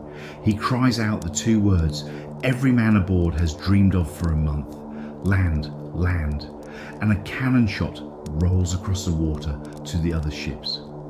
And on the far side of that pale line, on an island whose people call it Guanahani, the sound goes out over sleeping villages that have no idea and no way to have any idea that the whole direction of the world has just changed. This is the story of Christopher Columbus, the crossing of the ocean sea, and the 2 worlds that met on that beach, for better and very much for worse. He was born in Genoa, most likely in 1451, the son of a wool weaver, a plain artisan family in a steep, crowded city that lived by the sea and thought in ledgers. Genoa bred sailors the way other cities bred stonemasons, and the boy went to sea young, by his own account at 10. He learned his trade the ordinary way, port by port, down the Mediterranean lanes, out to the Genoese trading stations, wherever a ship would carry him. We should be honest that the young Columbus is half shadow. He told his own story, late, selectively, and with an eye to his legend, and the documents fill in only fragments. A wool carder's son witnessing notarial papers, a young agent for Genoese merchant houses sailing to the island of Chios in the Aegean. What is certain is the education the Mediterranean gave for free. Coastal pilotage, the moods of weather, the habits of merchants, and 3 or 4 languages spoken badly, which is the sailor's portion everywhere. He read hungrily all his life, in the self-taught way. His surviving books are scribbled to the margins with thousands of notes. And men who knew him described the combination that would carry him so far and cost him so much. Vast confidence, vast persistence, and a touch of the prophet, all mounted on a genuinely first-rate seaman. The sea delivered him to his destiny by shipwreck. In 1476, sailing with a convoy off the coast of Portugal, his ship went down in a battle with pirates, and Columbus, wounded, swam for his life, clinging to a sweep of oar, and came ashore near Lagos, the very town, if you remember last week's story, where Gil Eanes had sailed from, and where the sad meadow lay. Fate has a taste for geography. The half-drowned Genoese made his way to Lisbon, and Lisbon in the 1470s was simply the most exciting place in the world for a man of the sea. His younger brother Bartholomew was already there, working as a chart maker, and Christopher joined him at the trade. Think of what passed through a Lisbon chart shop in those years. The newest coastlines of Africa, fresh from the caravels, sailors' gossip from Madeira and the Azores, rumours of strange wood and carved flotsam washing up on the island's western shores after long west winds. Columbus sailed north, he tells us, as far as England and perhaps Iceland, south in Portuguese ships all the way to the new fortress of Elmina on the Gold Coast of Guinea. He married a Portuguese noblewoman, Felipa Perestrello, whose family held the captaincy of Porto Santo beside Madeira. And with her came her late father's papers and charts, and long quiet months on a small Atlantic island, where the great ocean fills every horizon and every thought.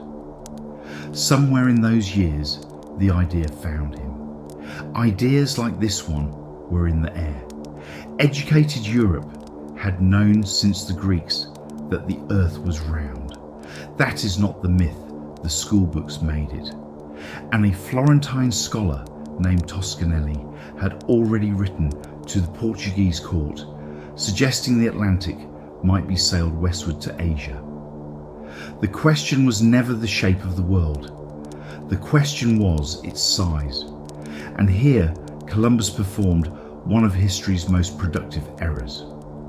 Working through his authorities, Marco Polo's inflated Asia, Ptolemy's shrunken ocean, a misread Arab mile, he convinced himself the globe was far smaller than the geographers said, and Asia far wider, until the gap between Lisbon and Japan shrank in his figuring to some 2,500 miles of open water.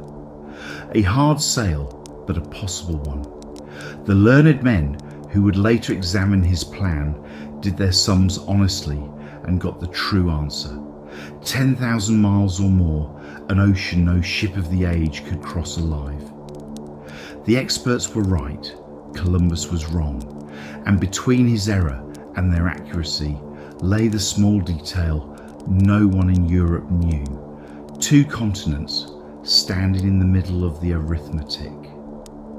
He took the plan first to the obvious customer, Portugal and King João II, the same hard, brilliant king whose captains were closing in on Africa's southern cape. João's experts heard the Genoese out, checked his numbers and turned him down flat. Their own numbers were better, and their own road to India, the real road around Africa, was nearly open. Why gamble ships on a dreamer's arithmetic? Columbus was in Lisbon, still the story goes, in the winter of 1488, when Bartolomeu Dias came home with the news of the Cape of Good Hope, was perhaps standing in the crowd as the report was made. Whatever hopes he still had of Portugal died that day. Portugal had its answer. So Columbus packed his charts and his growing collection of grievances and took the idea to the rising power next door, to Castile and Queen Isabella.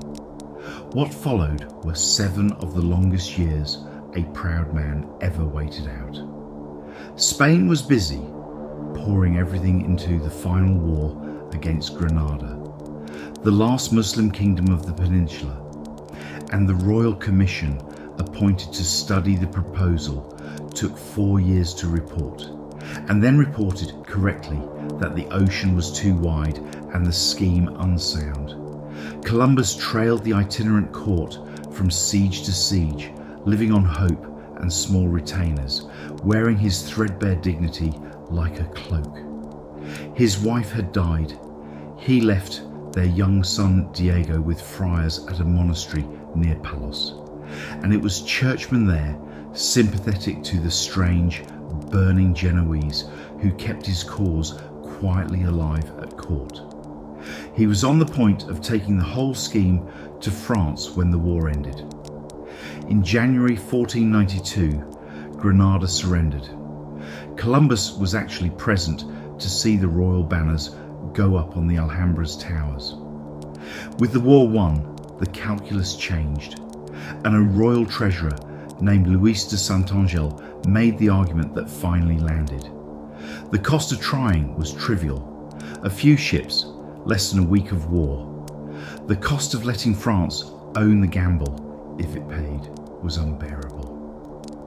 A messenger overtook Columbus by the old story, a few miles down the road to France, and turned him around. Now it was Columbus's turn to drive a hard bargain, and he drove an astonishing one. By the agreement they signed at Santa Fe, this foreign commoner, if he succeeded, would become Admiral of the Ocean Sea, hereditary, viceroy and governor of whatever lands he found, and holder of 1/10 of all the wealth that ever flowed from them. The monarchs signed. Very likely their lawyers assumed the terms would never matter. Almost no one, after all, expected to see him again. The expedition, when it finally sailed, was a modest thing. 3 small ships and about 90 men, crewed largely out of the river town of Palos and held together less by Columbus than by a local man the sailors actually trusted. Martin Alonso Pinzon, the town's leading sea captain, who took command of the Pinta and talked his neighbours aboard. The flagship Santa Maria was a tubby merchant carrack, slow and steady. The Pinta and the Little Nina were caravels, daughters of Prince Henry's coast, quick and weatherly. On the 3rd of August, 1492, they dropped down a river from Palos on the ebb tide and put to sea. That the fleet existed at all owed as much to one local family as to the crown. The town of Palos owed the monarchs a fine, 2 caravels service for past smuggling, which is why the expedition was mounted there. But the sailors of Palos wanted no part of a Genoese dreamer's ocean, and recruitment was going nowhere until Martin Alonso Pinzon came home from a trading run. Pinzon was the port's leading captain, wealthy, respected, a man whose word moved crews. And when he declared for the venture, put his own money in, and took command of the Pinta with his brother Vicente on the Nina, the town's men followed him aboard within weeks. It is worth holding on to, for what came later. A fair share of the first crossing's courage was recruited on the credit of the Pinzon name, and Martin Alonso would go to his grave days after the triumphant return, believing a fair share of the glory should have followed it. The fleet nearly failed in its first week. 3 days out, the Pinta's rudder jumped its fittings twice, in what Columbus suspected was quiet sabotage by her owners, who had been pressed into the venture and wanted their ship back. The fleet limped into the Canaries and spent nearly a month there, refitting. The rudder repaired and the Little Nina, rigged Mediterranean fashion with triangular lateen sails, recut with square sails for the following winds ahead. It was an unglamorous, essential month. Voyages into the unknown, this series keeps finding, are one in the dockyard as often as at sea. Columbus's first decision was the quiet masterstroke of the whole enterprise. He did not strike west from Spain into the belt of contrary westerlies that had defeated every earlier probe of the Atlantic. He ran south first to the Canary Islands, and there, on the 6th of September, turned west with the northeast trade winds at his back.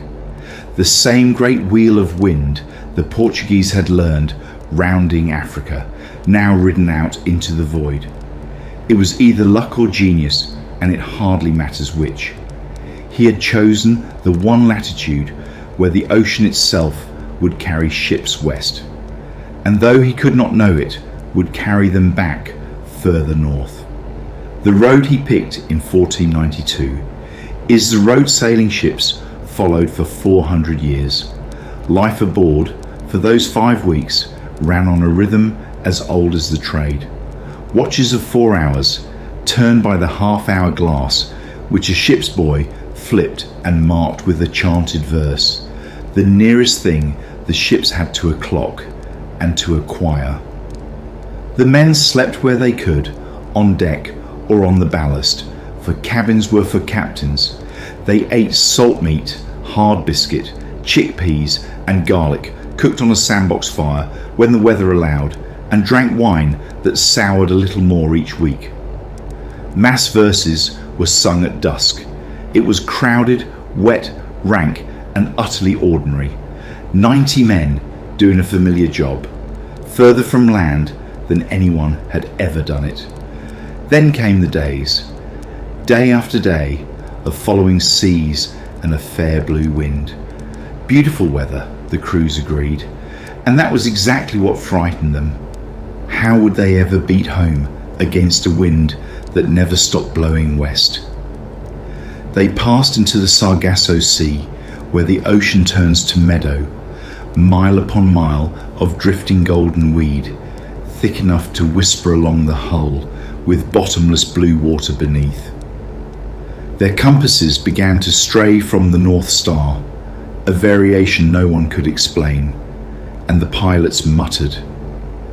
Columbus kept 2 reckonings of the distance run, a private one and a smaller one for the crew, to soften the growing numbers. Though some scholars note with a smile that his false count may have been the more accurate of the 2. He was also, mile by mile, proving himself the finest dead reckoning navigator of his age, a judgment his rivals conceded through gritted teeth. With no instruments worth the name, his attempts at celestial fixes on this voyage went comically wrong. Columbus steered by compass, sandglass and an uncanny feel for speed and leeway, and his landfalls across 4 voyages kept vindicating him. Years later, on a different crossing, he would famously ride out a hurricane he had predicted, while the fleet that ignored him drowned. Whatever else history must weigh about the man, and it must, the seamanship was real, and it was extraordinary. Somewhere in that second week, the compass itself seemed to turn unreliable, the needle drifting away from the North Star as they sailed west, a thing the pilots had never seen in home waters. Columbus had, in fact, stumbled onto magnetic variation on an oceanic scale, and his response was pure Columbus.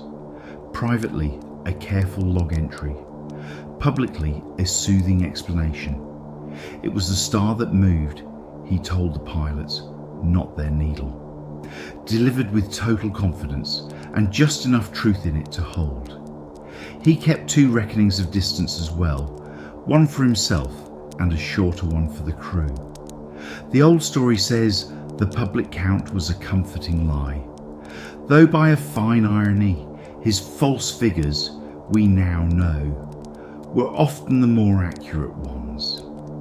Command at sea in 1492 was 1 part navigation and 2 parts management of other men's fear. He logged it all with a lover's eye, the tuna and the flying fish, the little land birds that came aboard, rigging weary, the night the sea, in his words, ran like the river at Seville, and the air was sweet as April in Andalusia, and only the nightingale was missing. But by early October, 30 days out, sweetness was beside the point. The men had sailed further from land than any crew in the memory of their world. False landfalls had raised and broken their hearts. Clouds on the horizon at dusk, sworn to be islands, gone by morning. There was hard talk below decks about the sea having no end and a madman at the helm. Some muttered, the chronicles say, about easing the Genoese over the side some quiet night and telling Spain he fell. Even the Pinzon's patience was gone.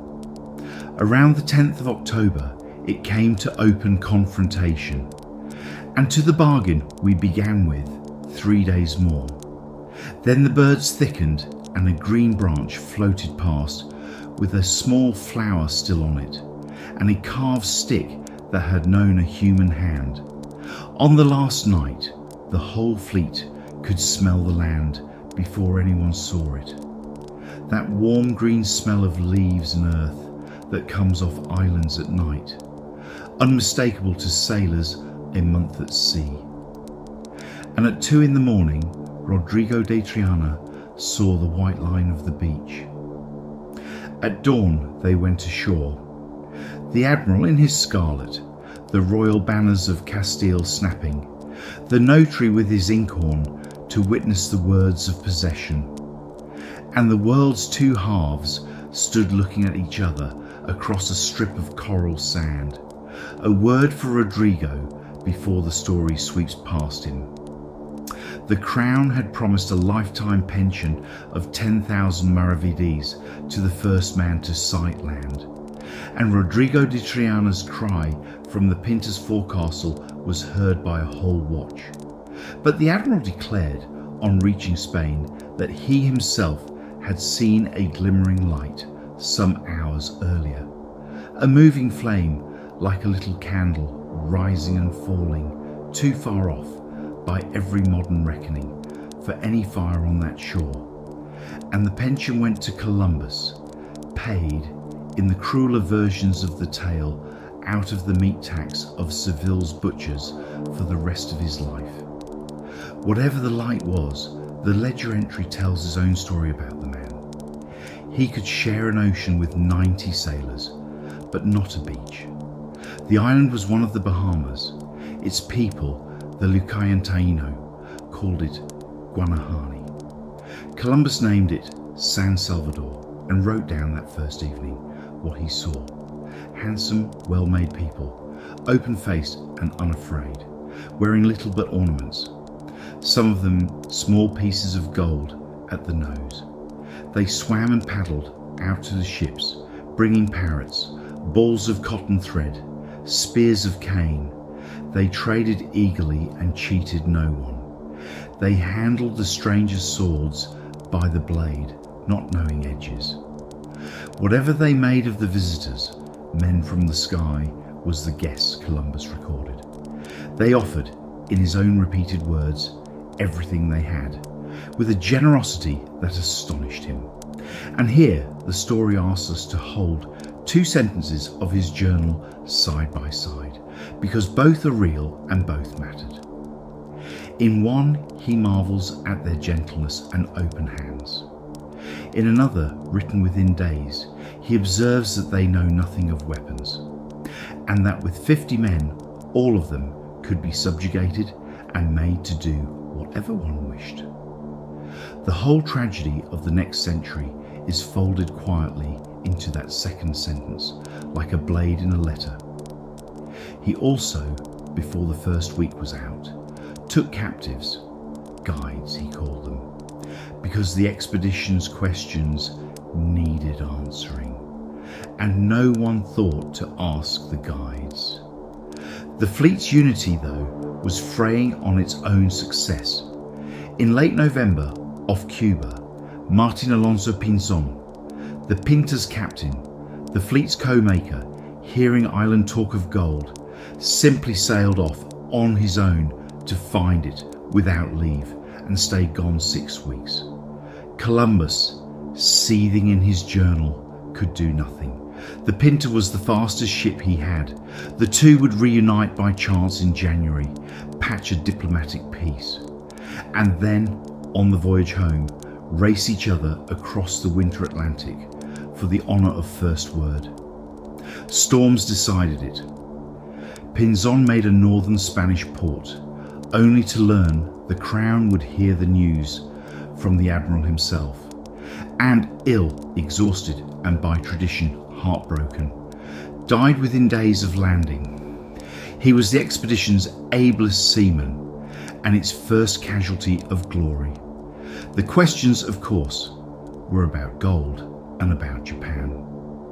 For 3 months, the little fleet threaded the islands chasing both, through the Bahamas, along the vast green coast of Cuba, which Columbus decided must be a province of the Great Khan's China, sending inland envoys with Latin passports and Arabic interpreters, who found, instead of Cathay, villages of the Taino, and men and women rolling dried leaves into tubes, setting them alight and drinking the smoke. They called the things tobaccos. The old world had just met tobacco, and hammocks too. The swinging woven beds the sailors adopted on sight and never gave up. Those island weeks fill some of the tenderest pages in the journal. Cuba's coast struck him nearly speechless. The loveliest land, he keeps writing, that eyes have ever seen. Harbours he wanted to describe and gave up on. Mountains blue with distance. The nights loud with birdsong and crickets. He wrote of villages where the fleet was fed and feasted, of the dignity of chiefs who dined with him aboard, of children carried down to see the ships. Whatever came after, and we will not look away from what came after, it is worth keeping this too. For a few weeks at the end of 1492, the meeting of the worlds was here and there, a series of dinners between curious neighbours.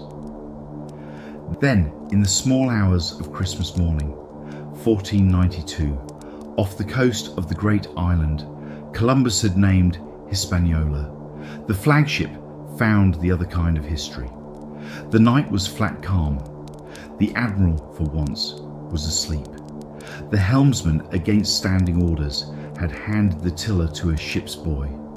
The Santa Maria slid onto a coral bank so gently that no one woke, and then would not come off, and broke her back by inches as the swell worked her.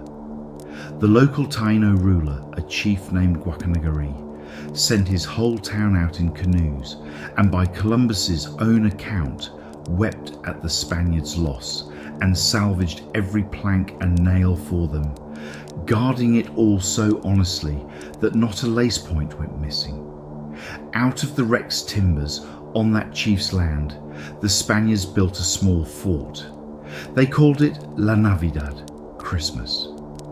And because the Niña could not carry everyone home, 39 men volunteered to stay and wait for the return. The first European settlement in the Americas, built of shipwreck and staffed by men no one had chosen for their patience. The voyage home nearly ended everything. In February, in the latitudes of the Azores, the Niña ran into winter storms so violent that the admiral, expecting to drown, wrote an account of his discoveries, sealed it in a barrel, and threw it into the sea for fate to deliver. Then vowed pilgrimages with his crew, drawing lots for who would carry each vow, and drawing himself more than his share. The little caravel survived, Prince Henry shipwrights had built well, and made port, of all places, in Lisbon, where King Joan II received the man his experts had rejected, heard him out, and by the account of those present, was gracious in public and shaken in private. Even landfall in the old world kept its drama.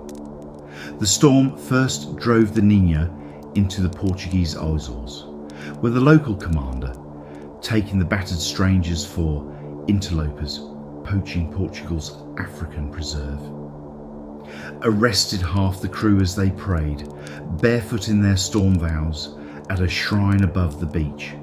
It took days of threats and diplomacy to pry them loose. The age's rivalries, it turned out, had gotten home before he did. Spain gave him the springtime of his life.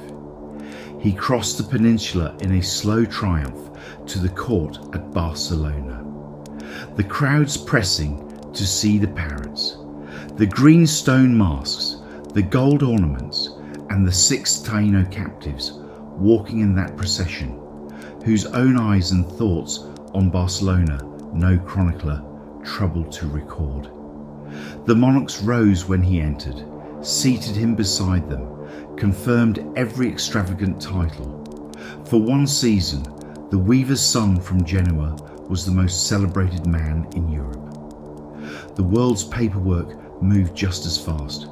Spain and Portugal, both hungry and both armed with papal blessings, sat down within the year and did an extraordinary thing.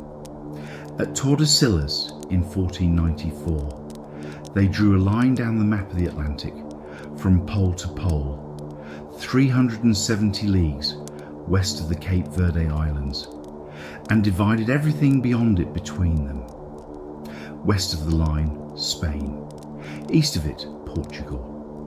A stroke of ink that would one day make Brazil speak Portuguese, and that calmly gave away continents no European had seen, inhabited by millions who were consulted. Of course, not at all. From that highest point, the story goes down, and honesty requires us to go down with it. The Armada's arrival set the pattern of everything after. 17 ships put 1,500 colonists, gentlemen, priests, labourers, not a farmer among too many of them, onto a coast with no gold mines in sight, and the new town of La Isabela, laid out with a church and a governor's stone house, began dying almost at once. Fevers, hunger, hurricanes, mutinous hidalgos who had come for treasure and were set to digging irrigation.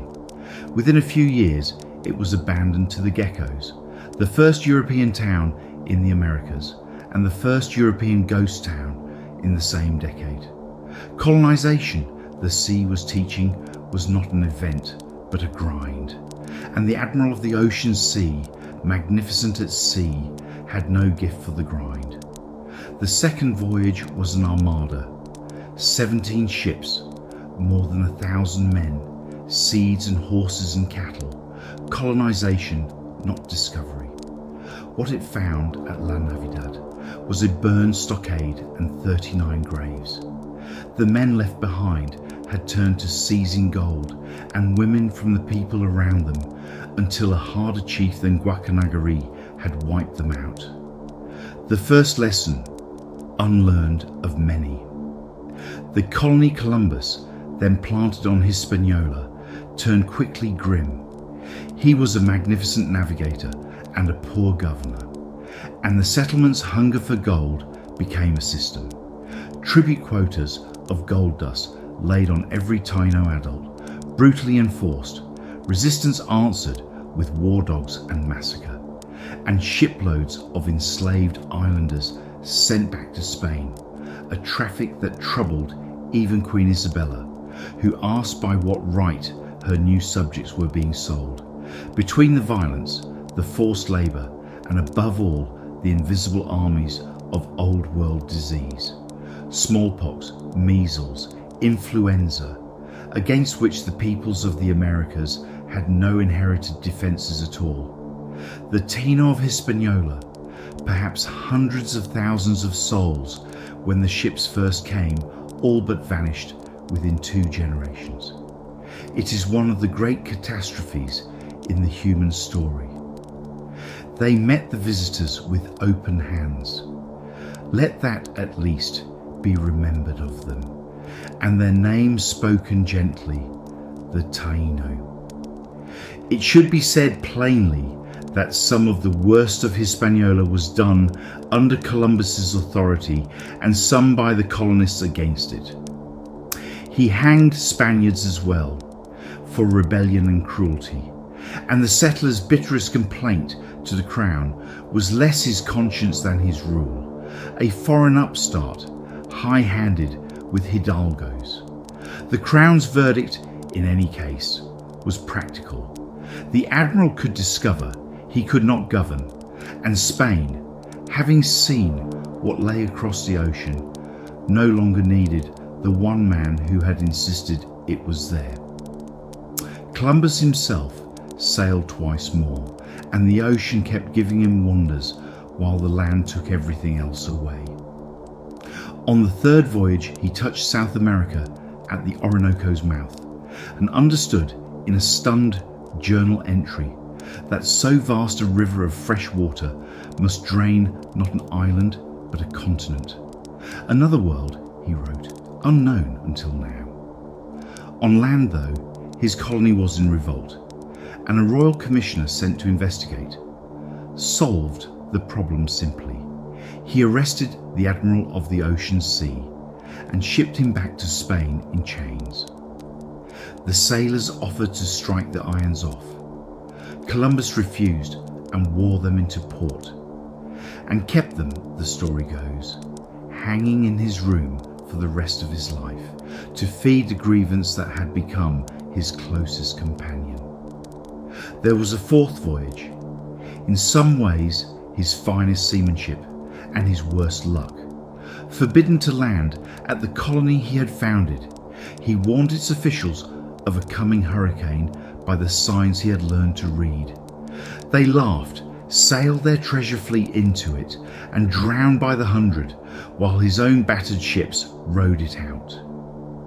He groped down the coast of Central America, looking for a strait to the Indian Ocean that does not exist, lost his ships to storms and shipworm, and ended marooned for a full year on the beach at Jamaica, where, with his men starving because relations with the local Taino had soured, he consulted his almanac, gathered the chiefs on the night of the 29th of February, 1504, and told them his god would darken the moon in anger.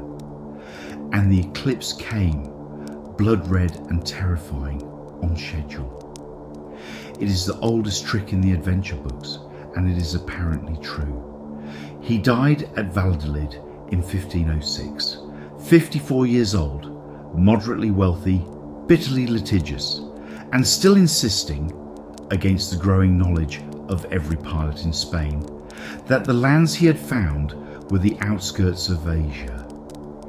He never knew what he had actually done. Perhaps no one who does something that large ever quite can. Even his bones kept sailing. Buried at Valladolid, moved to Seville, carried across the ocean in the 1540s to the Cathedral of Santo Domingo on his own Hispaniola, then evacuated to Havana when Spain ceded the island, then home again to Seville after 1898, where a grand tomb borne by 4 crown pallbearers holds him today. Except that in 1877, workmen in Santo Domingo turned up a lead casket inscribed with his name and titles, and that cathedral too maintains to this day that it holds the admiral. DNA testing in Seville says its fragments are his. The Dominican casket has never been opened to science. So the man who crossed the ocean 4 times may, in death, have managed to remain on both sides of it at once. A final navigational feat, and somehow the right one. The admiral's grievances, at least, proved heritable. He died clutching his book of privileges, the notarized collection of every promise the crown had signed at Santa Fe. And his heirs spent the next half-century suing the Spanish monarchy over it. In a marathon of litigation, the archives call the Colombian lawsuits. Viceroyalties claimed, percentages haggled, titles clipped and regranted. 3 generations of lawyers dining out on 1 week's negotiation in a military camp in 1492. The family kept a dukedom out of it in the end. Somewhere in that mountain of parchment lies the age's driest lesson. Discovery is an event, but a contract is forever. The final ironies were distributed with the ocean's usual indifference. The continents took their name not from Columbus, but from a Florentine passenger and self-promoter, Amerigo Vespucci, whose vivid letters convinced a German mapmaker in 1507 to letter a name across the new southern landmass, America. By the time anyone thought to object, the name had sailed. And the reward for first sight in land, the royal pension promised to whichever lookout saw it first, was claimed by the admiral himself. On the strength of a glow he said he had seen from the deck 4 hours before Rodrigo de Triana's cry. He drew that pension every year for the rest of his life. Of Rodrigo, the stories say only that he went to sea again, unpaid and unforgotten by history's small print. 2 worlds joined in a night watch. And after tonight, nothing on either shore, plant or animal, sickness or supper, empire or idea, would ever stay on its own side again. Historians call it the Columbian Exchange, and it is simply the modern world beginning. But while Spain stumbled, gloriously and terribly, into continents it had not been looking for, Portugal, next door, had never taken its eye off the true prize.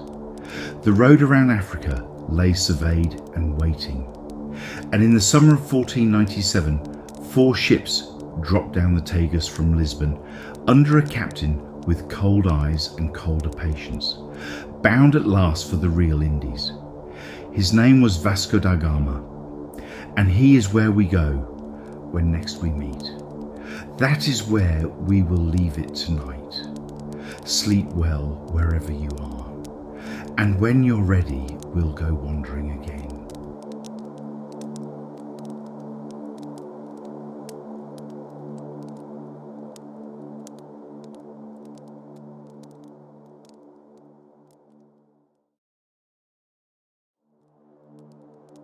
Good evening and welcome back.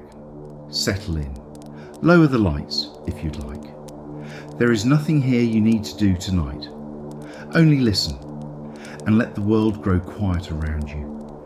Tonight, the long road we have been travelling reaches its destination.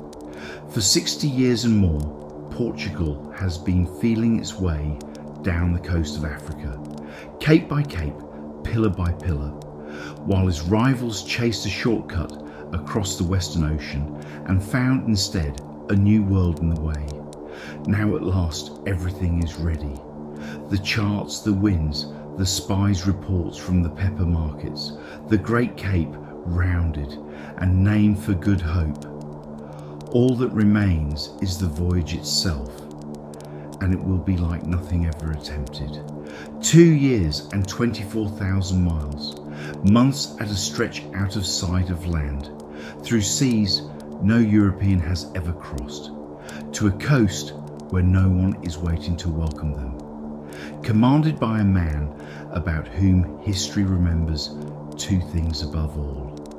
He finished what a nation had begun, and he was, when crossed, utterly without mercy. This is the story of Vasco da Gama and the sea road to India. 10 years passed, between Diaz rounding the Cape and the fleet that finally used it. A strange, pregnant pause. King Zheng II, who had willed the whole project forward, spent his last years distracted by Columbus's noisy claims, by the haggling at Tordesillas, and by his own failing health. He died in 1495 with the great voyage still unmade. It fell to his young successor, King Manuel, called, with the luck of timing, the fortunate, to reach out and pick the fruit 2 generations had grown. The preparation was everything the age had learned distilled. 4 vessels were built or fitted for the task under Bartolomeo Diaz's own eye. Not nimble caravels this time, but stouter, roomier square riggers. The São Gabriel and São Rafael, chief among them, built to carry stores for years and guns for arguments. Their holds went down, packed with the accumulated intelligence of the enterprise. The latest charts, tables of the sun's declination, so that pilots could find their latitude south of the equator where the pole star sank away. The reports of the spy Pero da Covilhã, who had walked the markets of Calicut and mapped the monsoon world in secret. Aboard went interpreters in Arabic, trade goods, 3 years of biscuit, and about 170 men, few of whom would see the River Tagus again. Among the crews, quietly, were a dozen or so men of a special category the Portuguese called degradados, convicts under sentence, carried along to be put ashore first wherever a landing looked dangerous, buying their pardons with their bodies. It tells you everything about how the age priced these voyages. There were tasks aboard considered too dangerous for sailors. On an expedition where 2 men in 3 would die anyway. Their names are mostly lost. One of them, set ashore alone at Calicut, will open the door to India in a moment. To command, the king passed over the obvious choice.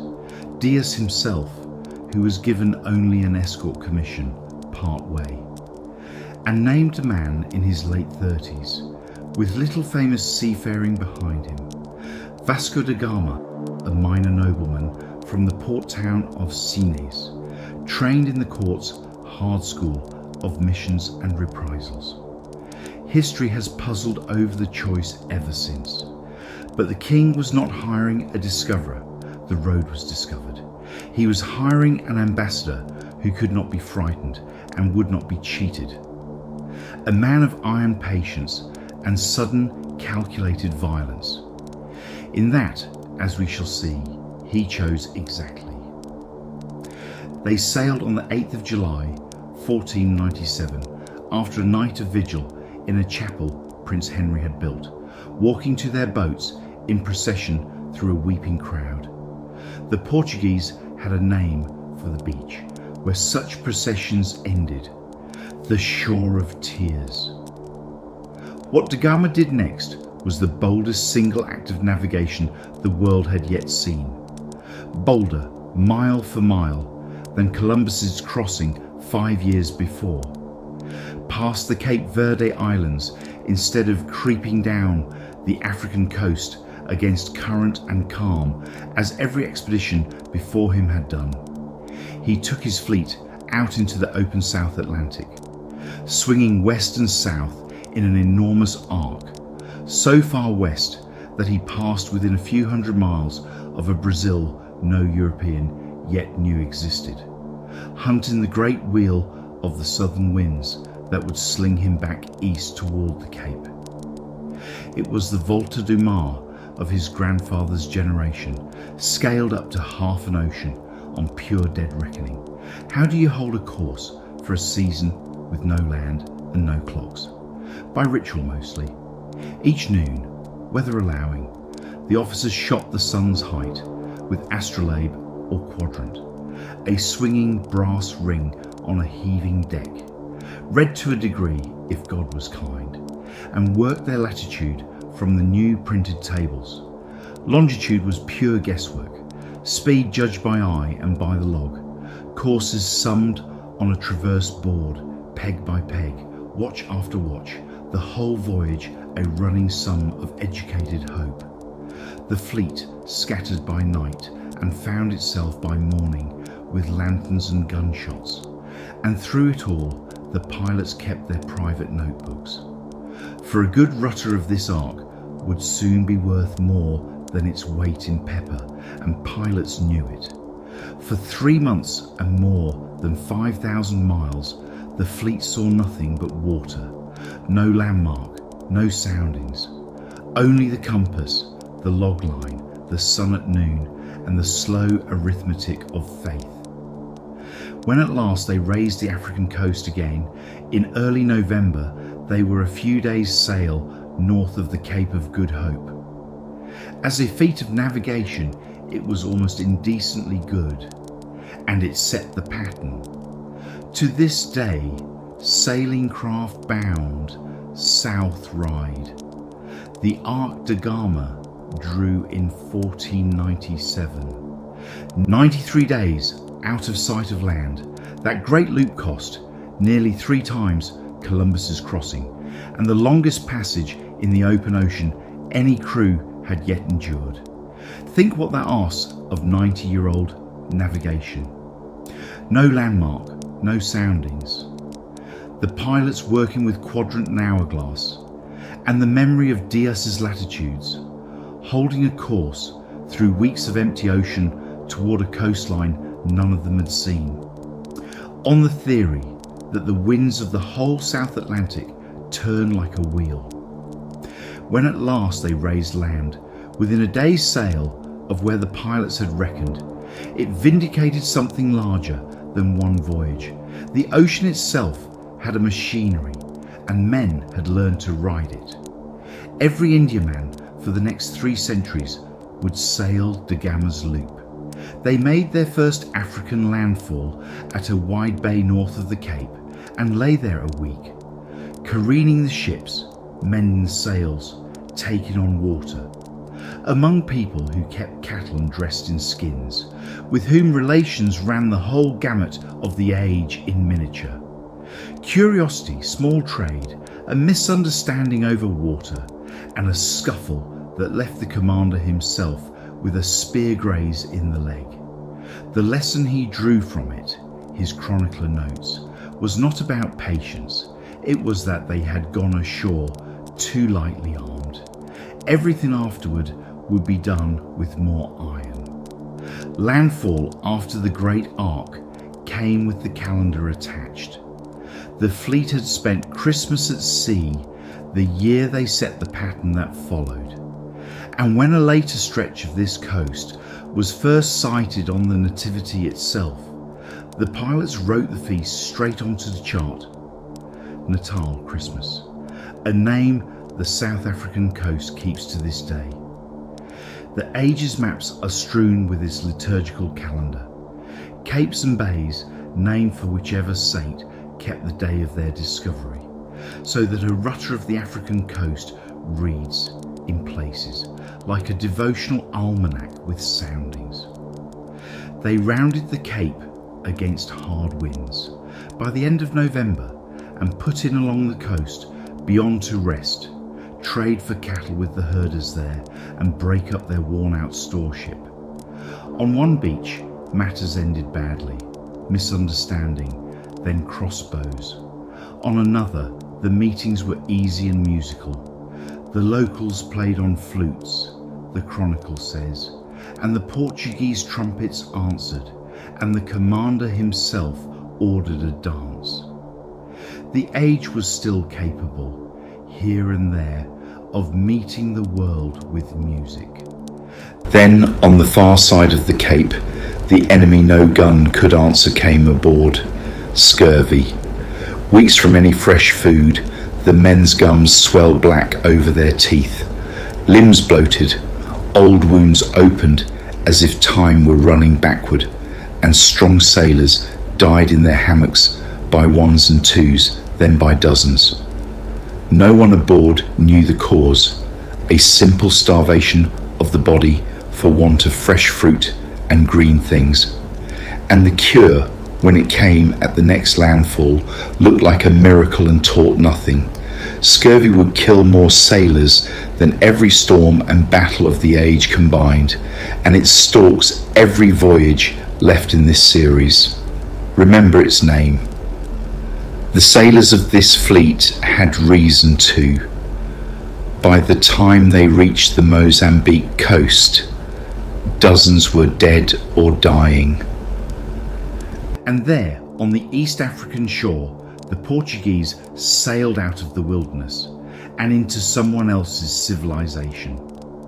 The coast north of Mozambique was no empty frontier. It was the Swahili world, a chain of wealthy stone-built trading cities: Sofala, Kilwa, Mombasa, Malindi, Muslim, literate, cosmopolitan, plugged for centuries into the monsoon commerce of the Indian Ocean, their harbours full of ocean-going dhows, their markets moving gold and ivory, cottons and porcelain. Chinese porcelain, some of it, old stock from the days, within living memory, when Zheng He's treasure fleets had anchored off these very towns. The ragged newcomers, with their patched sails and scurvy-hollowed crews, were not impressive here, and their trade goods, beads, basins, striped cloth, little bells, chosen for the West African trade, drew polite contempt in bazaars accustomed to silk. It is worth pausing on what these towns were, because the Portuguese chronicles themselves could not quite hide their surprise. Kilwa, the greatest of them, sat on its island like a stone dream, a palace of 100 rooms with an octagonal bathing pool, a great mosque vaulted in coral stone, merchants who wrote contracts and letters of credit, sultans who minted their own coins. These cities had been trading with India and Arabia since before Portugal existed as a kingdom. The newcomers had not discovered this ocean in any meaningful sense. They had walked, unannounced and underdressed, into the middle of someone else's centuries-old market. And their chief novelty, the thing the Indian Ocean had never organised itself around, was mounted on their gun decks. One quiet detail from that coast has charmed historians ever since. At Mozambique Island, the Sultan came aboard, and unimpressed by the strangers' trade goods, the hawk bells and wash basins that had bought goodwill on the west coast were an insult in a port that handled Gujarati silks, asked what they had actually come with. And somewhere in these exchanges, the Portuguese grasped with sinking clarity that they had crossed half the world to arrive at the poor end of a rich man's market. The degradados earned their passage here too. It was to such shores that the convicts were sent ashore first, expendable feelers into every unknown town, and one of them, put ashore at Calicut months later, would be greeted in the street, to universal astonishment, in Castilian. Two Tunisian merchants, a world away from home, asked him what the devil had brought Portuguese to India. The first recorded European words spoken to them in India were, roughly, "May the devil take you. What brought you here?" The answer given, "We came in search of Christians and spices," is the whole age in 7 words. The mutual misreadings began at once, and this time the story's violence starts small and early. At Mozambique Island, the Sultan first took the strangers for fellow Muslims, and was gracious. When their true colours emerged, grace evaporated, pilots deserted, skirmishes followed, and Da Gama, leaving, turned his guns on the town. At Mombasa, forewarned, the ruler tried, by most accounts, to lure and board the ships. The Portuguese, for their part, extracted their intelligence by dripping boiling oil on the skin of captured men. It is ugly, and it was. Suspicion answering suspicion, cruelty answering fear, two trading worlds meeting at their worst. Then, at Malindi, a city locked in rivalry with Mombasa, whose sultan saw at once the useful thing about an enemy's enemy, the Voyage finally found its welcome and its missing piece. 9 days of feasts and embassies, and more precious than any feast, a pilot, a master of the monsoon routes, put aboard to carry the fleet across the last ocean. Later, legend tried to make him the most famous Arab navigator of the age. The sober records say only that he was excellent, and probably Gujarati.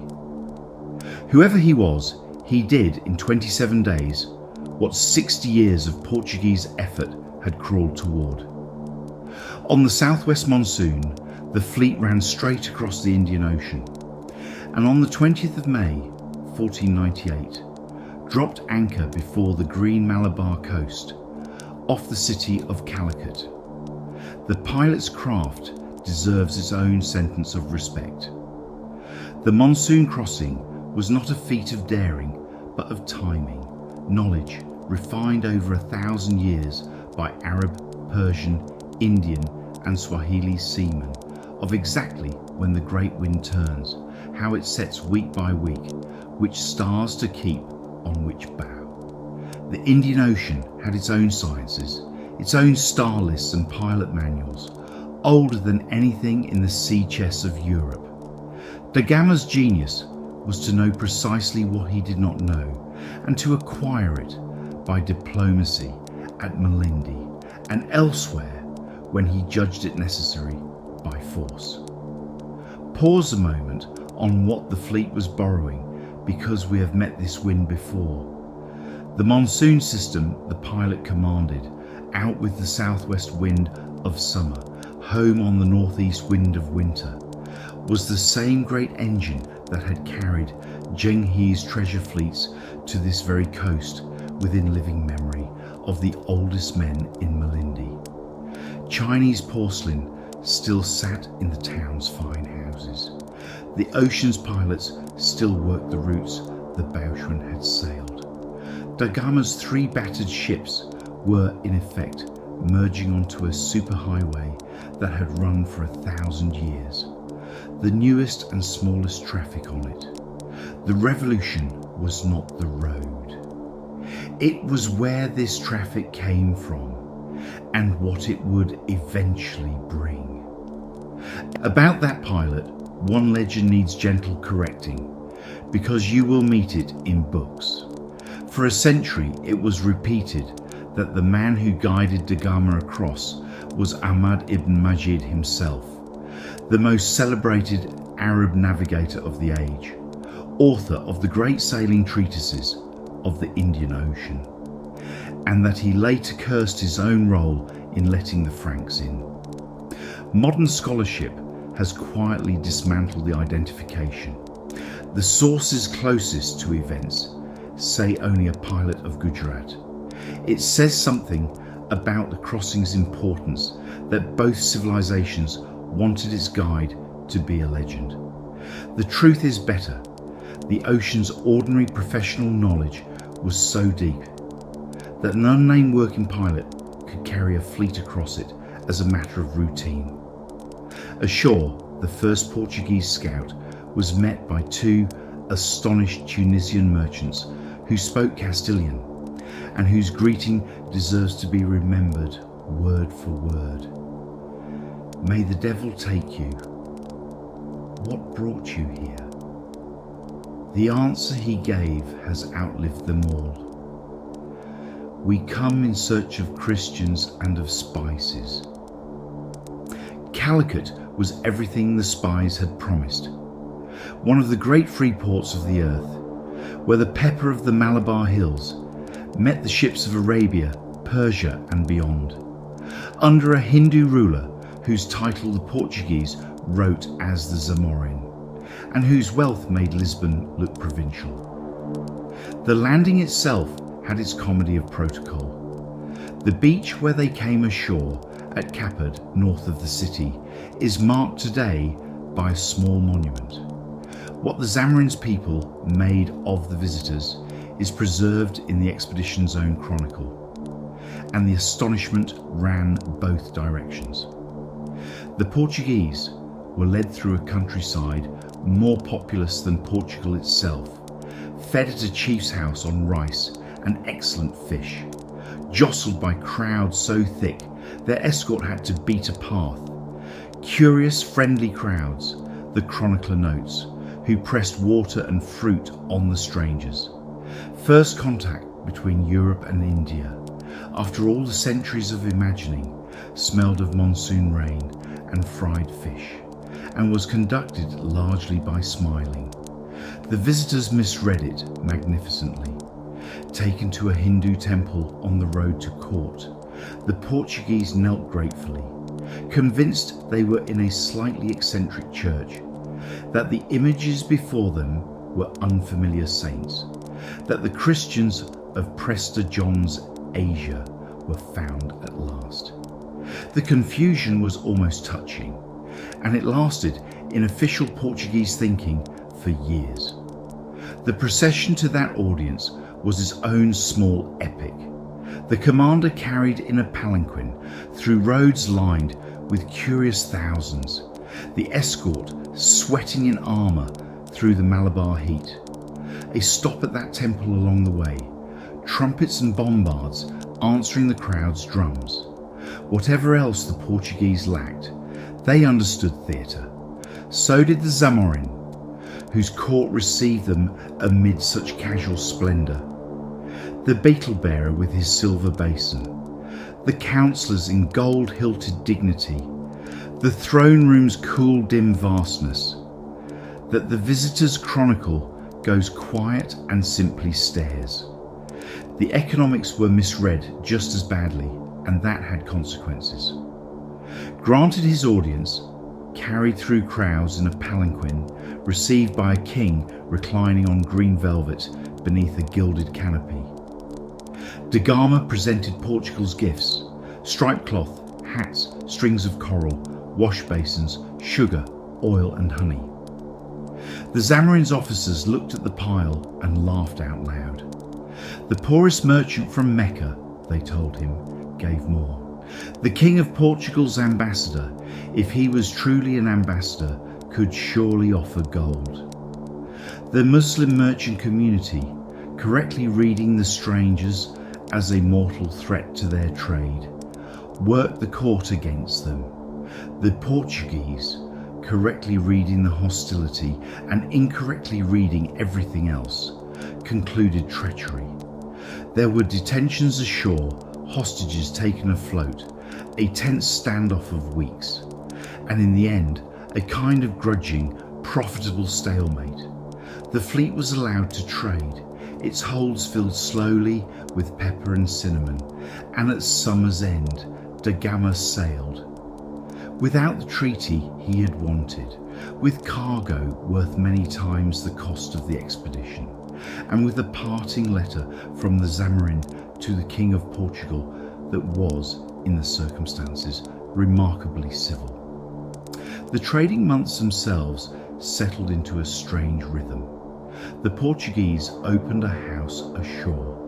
Ordinary sailors, given leave by turns, wandered the markets, swapping shirts and copper for handfuls of cloves and cinnamon.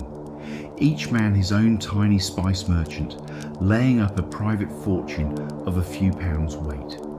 Townspeople came aboard the ships to stare and stayed to eat, and the fleet, the chronicle admits, fed all comers rather than lose the goodwill.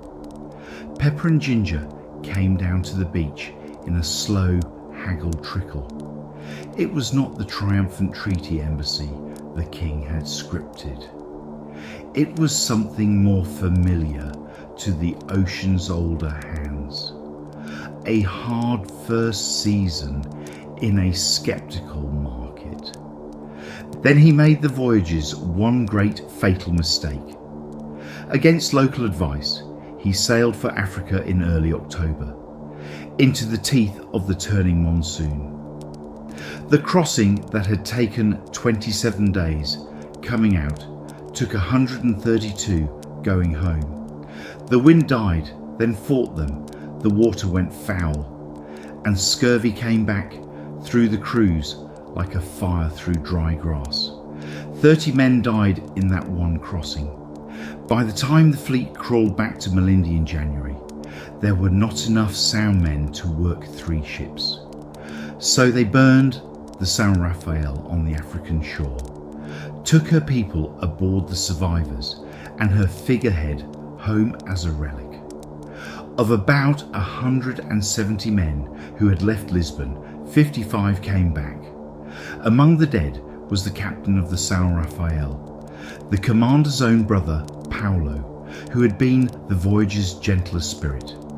Da Gama buried him in the Azores on the way home, and came up the Tagus in the autumn of 1499, a conqueror in mourning.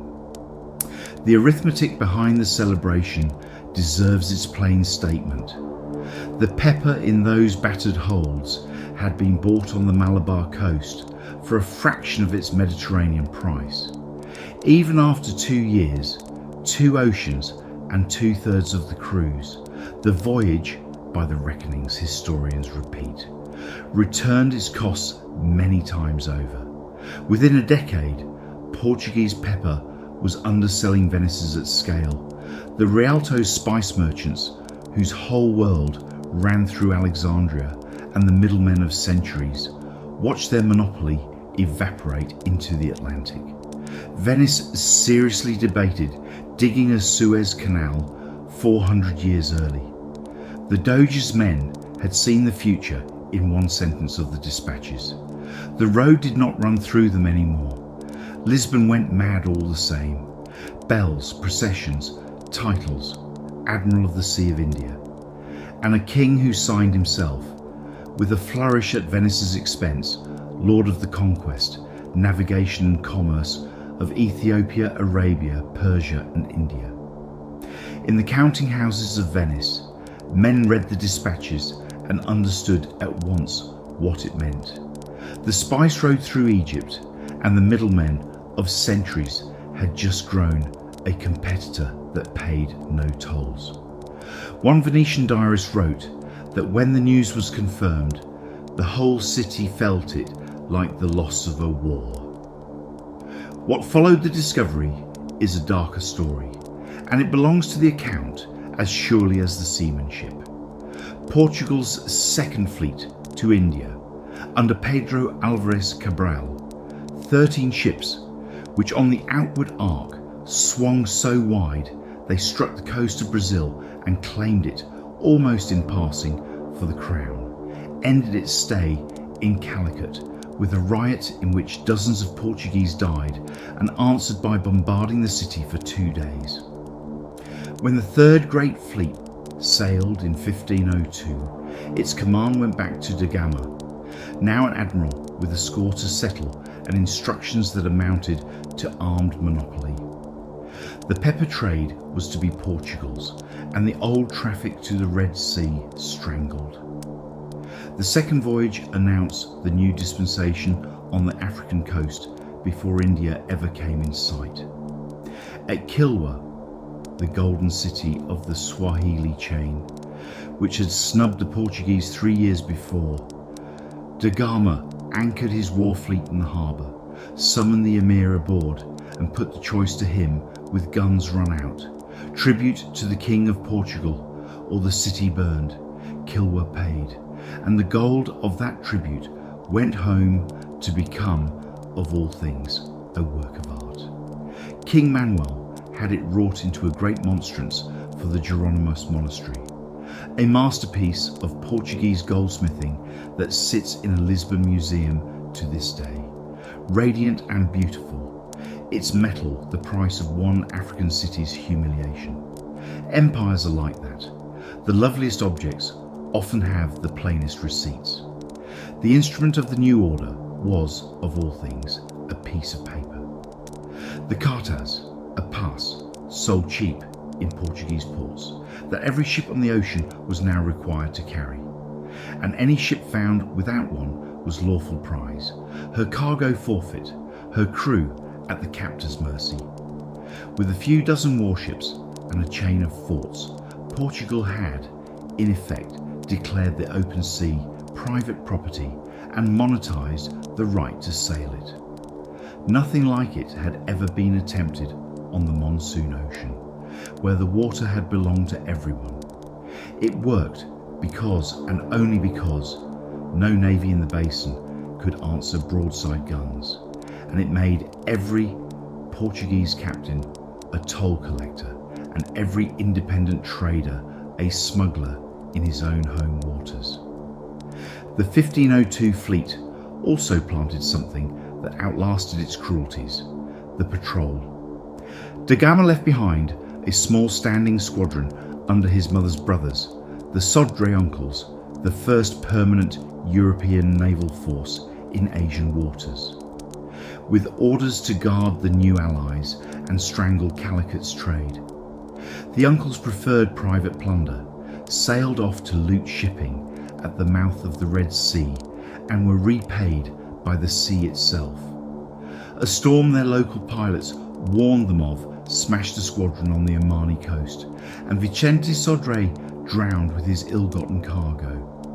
Divers found the wreck site 5 centuries later, and from it came, among the coins and cannonballs, the oldest ship's astrolabe ever recovered. The very instrument, more or less, this episode's images show. Archaeology sometimes fishes the story's morals out of the sea. He did not sail into that ocean friendless. That was the other half of the new method. The Zamorin's rivals down the coast, the Rajas of Cochin and Cananor, long in Calicut's shadow, saw in the newcomers' guns the same useful thing Melindi's Sultan had seen, and opened their harbours. Portugal's empire in the east would be built exactly this way, lever by lever, never conquering the great powers, but slotting itself into every local rivalry the coast already had, fought by treaty, by marriage of convenience, until the map was studded with allies who had each, for excellent local reasons, helped the newcomer master them all. He executed those instructions with a cold thoroughness that appalled even some of his own chroniclers. Off the Indian coast, his squadron stopped the Murray, a great pilgrim ship homeward bound from Mecca, carrying merchants of Calicut with their wives and children, several hundred souls.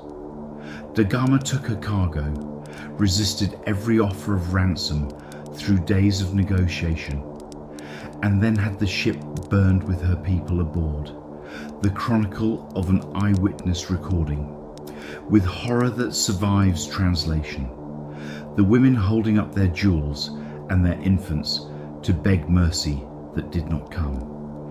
Weeks later, anchored before Calicut, he demanded the expulsion of every Muslim merchant, and when the Zamorin refused, bombarded the city and hanged dozens of captured fishermen and traders from his yards, sending the Zamorin, by one account, a boat of their severed hands and heads, with a note that suggested the Raja make curry of them. These are among the most dreadful pages in the whole literature of the age, and there is no soft way to read them. We will not try. The sea road to India was opened by genius and endurance, and it was fastened within 4 years by terror.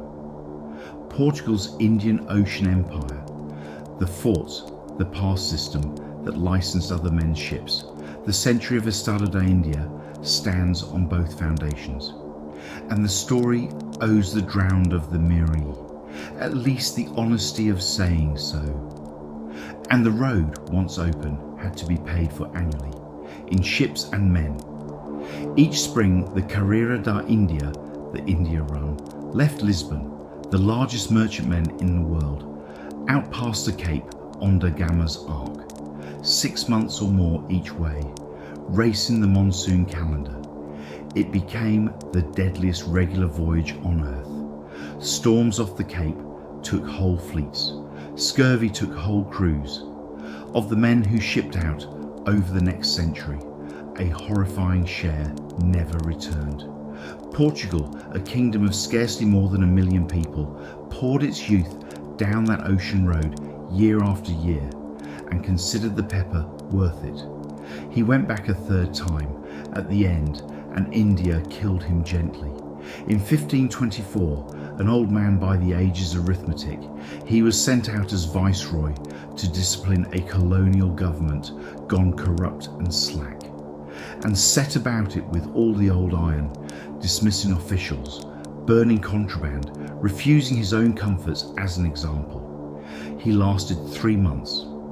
On Christmas Eve, 1524, the admiral of the Sea of India died at Cochin. On the coast he had found the first European since antiquity to reach India by sea, and the first viceroy to be buried in it. 60 years ago and more, his bones were carried home to Portugal. They lie tonight in the Jeronimos Monastery at Belém, a few steps from the beach chapel where he kept vigil the night before everything began. Da Gama himself grew old ashore, rich, litigious and half-shelved, a count in the end, after years of squeezing honours from reluctant kings, until 1524, when a new king sent the old admiral out a third time, as viceroy to discipline a colony gone corrupt and slack. He arrived in India that autumn like a cold wind, all audits and executions of office, and within 3 months he was dead at Cochin, on Christmas Eve, of an illness the sources describe only vaguely. Worn out at about 55, on the coast he had joined to Europe. He was buried there in a friar's church. Decades later, they carried his bones home to Portugal, where they lie today in the great monastery at Belém. Built on the very shore of tears his fleet had sailed from, paid for, fittingly take it as you will, by the crown's tax on pepper. The monastery is worth one more moment. The Jeronimos at Belém is vast, a hymn in white limestone, its cloisters carved with ropes and coral, armillary spheres and sea monsters, the whole ocean age turned to stone. And Da Gama lies near the door, opposite the poet Camões, who would turn his voyage into Portugal's national epic. Pilgrims of a different kind file past both tombs, today by the busload. History does its accounting slowly. The empire is gone, the pepper is in every kitchen on earth, and what remains at the water's edge is the architecture. And the poem, the world he left was already transformed. The monsoon ocean, which had been for 1,000 years a kind of commons, many nations, many faiths, no navies to speak of, now had an armed gatekeeper.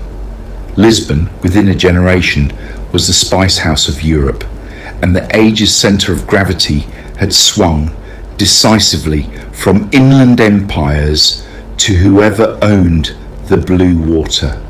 Zheng He's ocean had waited 65 years for new masters. It got them, smaller, hungrier and armed. 2 roads to the Indies had now been tried. Columbus's West Road, which found a new world by mistake, and Da Gama's East Road, which found the old one by mastery. Between them, they had cracked the ocean planet open.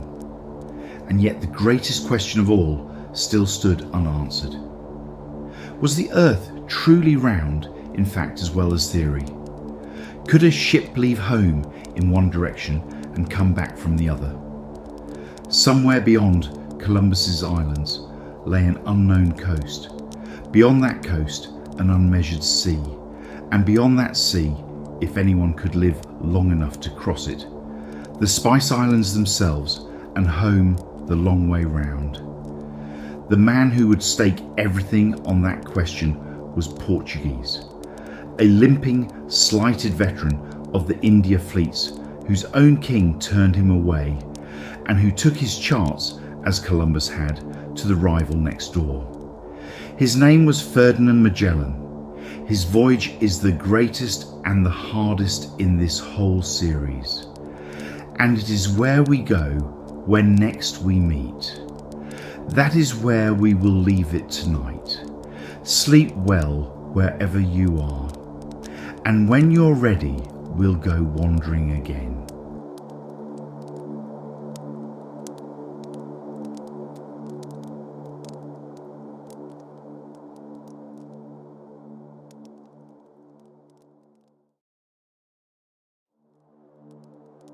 Good evening, and welcome back. Settle in, lower the lights if you'd like. There is nothing here you need to do tonight, only listen, and let the world grow quiet around you.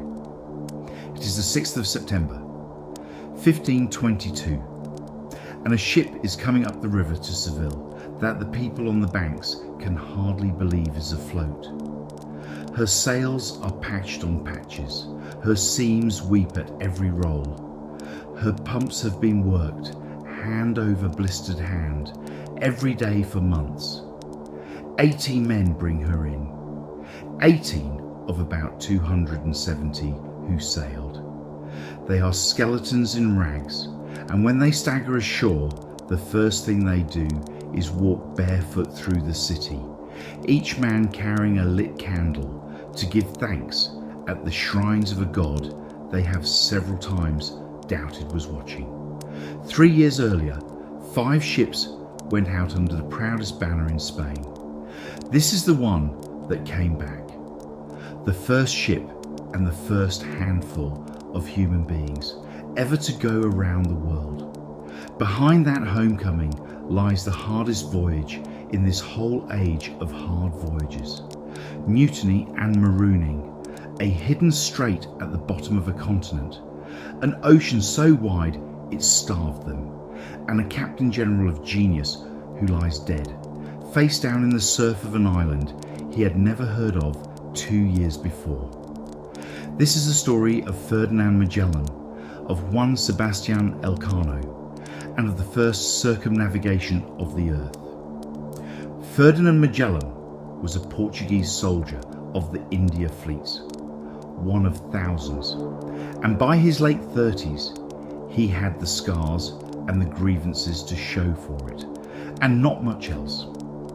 He had gone east in the great armadas that followed da Gama, and spent nearly a decade in the empire's rough founding, wounded at sea off India, present at the fall of Malacca in 1511, when Portugal seized the crossroads of the eastern trade. From Malacca, his closest friend, Francisco Serrano, had sailed on with the first Portuguese ships to reach the true Spice Islands, the Moluccas, the tiny volcanic specks where, alone on earth, the clove tree grew. And there Serrano had simply stayed, gone half native as advisor to a sultan, writing Magellan letters that glowed like treasure maps. "I have found here a new world," he wrote, "richer and greater than that of Vasco da Gama. Keep the letters in mind, whole fates hang on them." To understand what those letters promise, remember the arithmetic of spice. Cloves grew, then, on 5 small volcanic islands, and nowhere else on earth. Nutmeg on a handful more. A sack bought on those beaches for a knife, and some cloth multiplied its price 100-fold by the time it reached a European apothecary, where cloves sold gram against gram within sight of gold. A single good cargo could pay for a fleet and enrich a king. That was the sum underneath this entire series. The reason crowns kept pouring ships into the ocean. And nowhere did it burn brighter than in the mind of a passed-over soldier who knew from his friend's own hand exactly where the trees stood. Home from the east, Magellan served in Morocco, where a lance took him in the knee and left him with a limp for life, and where an accusation of petty corruption later dropped left a stain on his name that he could never quite scrub off with his king. When he went to court to ask, as veterans did, for a rise in his tiny pension, King Manuel refused him, twice, the chroniclers say, and coldly. And when Magellan asked whether the king would object if he offered his services elsewhere, Manuel replied, in effect, that he could do as he pleased, and by one account declined even to give him his hand to kiss. It was the costliest snub in the history of Portugal, because what the limping veteran took elsewhere was an idea built from his friend's letters and the age's newest geography. Everyone now understood that Columbus's lands were not Asia but a barrier, a wall of continent between Europe and the Spice Islands. But every wall, a soldier knows, has a gate. Somewhere down that long American coastline there must be a strait through to the ocean beyond. El Paso, the passage. And beyond it, perhaps only a modest sail further, the Moluccas. And here the lawyers leaned in beside the sailors. By the Treaty of Tordesillas, the world was split between Spain and Portugal along a line in the Atlantic. But a line drawn around a globe comes out the other side. If the Spice Islands lay far enough east, they lay in Spain's half of the world. The clove trade, lawfully, might belong to Castile, if a Spanish fleet could reach its sailing west without ever touching Portugal's sea road. So in 1517, Magellan crossed the border with his charts, his globe, his enslaved Malaccan servant Enrique, bought in the east years before, and about whom this story has much more to say, and offered Spain the world, turned the other way. The young King Charles, 18 years old and hungry for glory his grandparents Columbus had promised, said yes. Manuel of Portugal, hearing of it, moved from indifference to fury, and set his agents in Seville to wreck the project by any means available. They very nearly managed it. The 2 years of preparation in Seville were a war before the war. Magellan's partner in the scheme, the astronomer Rui Falero, brilliant, obsessive, and by most accounts more than half mad, had supplied the crucial, and largely wrong, calculations placing the Spice Islands in Spain's half of the globe. He was eased off the expedition before it sailed, raged at the betrayal, and ended his days in confinement. Around the fitting out swirled Portuguese agents reporting every rivet to Lisbon, Spanish officials starving the foreigner of funds and trust, and the Casa de Contratacion's clerks itemizing everything from 90 dozen fish hooks to the 20,000 hawk bells destined for beach diplomacy. The paperwork survives. It is the last completely documented moment of the voyage. After Seville, the story belongs to the survivors. The Armada de Molucca, when it finally cleared the bar at San Lucar on the 20th of September 1519, was 5 ships and about 270 men, and it was a powder keg with a fuse already lit. The ships were the Trinidad, Magellan's flagship, the San Antonio the largest, carrying the lion's share of the stores, the Concepcion, the Victoria, remember her, and the little Santiago. The crews were a babel swept from the docks of Europe, Castilians and Basques, Portuguese and Genoese, Greeks, Flemings, a German gunner, a French barber, and one supernumerary who matters to this story more than any officer, a young Italian gentleman tourist named Antonio Pigafetta, who had talked his way aboard for the adventure, and whose journal, curious, humane, omnivorous, is the reason we can tell these night's events at all. He would prove one of the great travel writers of all time and one of the great survivors. The trouble was built into the wardroom. The Castilian captains, proud men with court connections, chief among them Juan de Cartagena, who held a royal appointment as the fleet's inspector, despised taking orders from a Portuguese defector who kept his plans locked in his chest and his counsel behind his teeth. Magellan, secretive by nature and by necessity, told no one, perhaps not even himself, in writing, exactly where his strait was supposed to be. Before the fleet even crossed the Atlantic, Cartagena challenged his authority on deck. Magellan had him seized by the collar and arrested, a scene the other captains did not forget or forgive. The fleet's troubles had begun, in fact, before the anchors ever came up. In the warehouses, the provisioning had passed through hands that Portugal's agents and Seville's contractors had both touched, and somewhere between invoice and hold, the fleet's stores had been quietly bled. Casks short-filled, biscuit underweighed, records adjusted. Magellan sailed, believing he carried provisions for 2 years. He carried much less, and the discovery would come, as such discoveries do, at the worst possible longitude. Whether it was fraud, sabotage, or the ordinary corruption of dockyards, no one ever proved. But half the hunger in this story was loaded aboard, invisible in Seville. They watered at Rio de Janeiro. 13 easy days among the generous Guarani, trading fish hooks for pineapples and knives for fowls. A last taste of plenty that men would dream about for the next 2 years.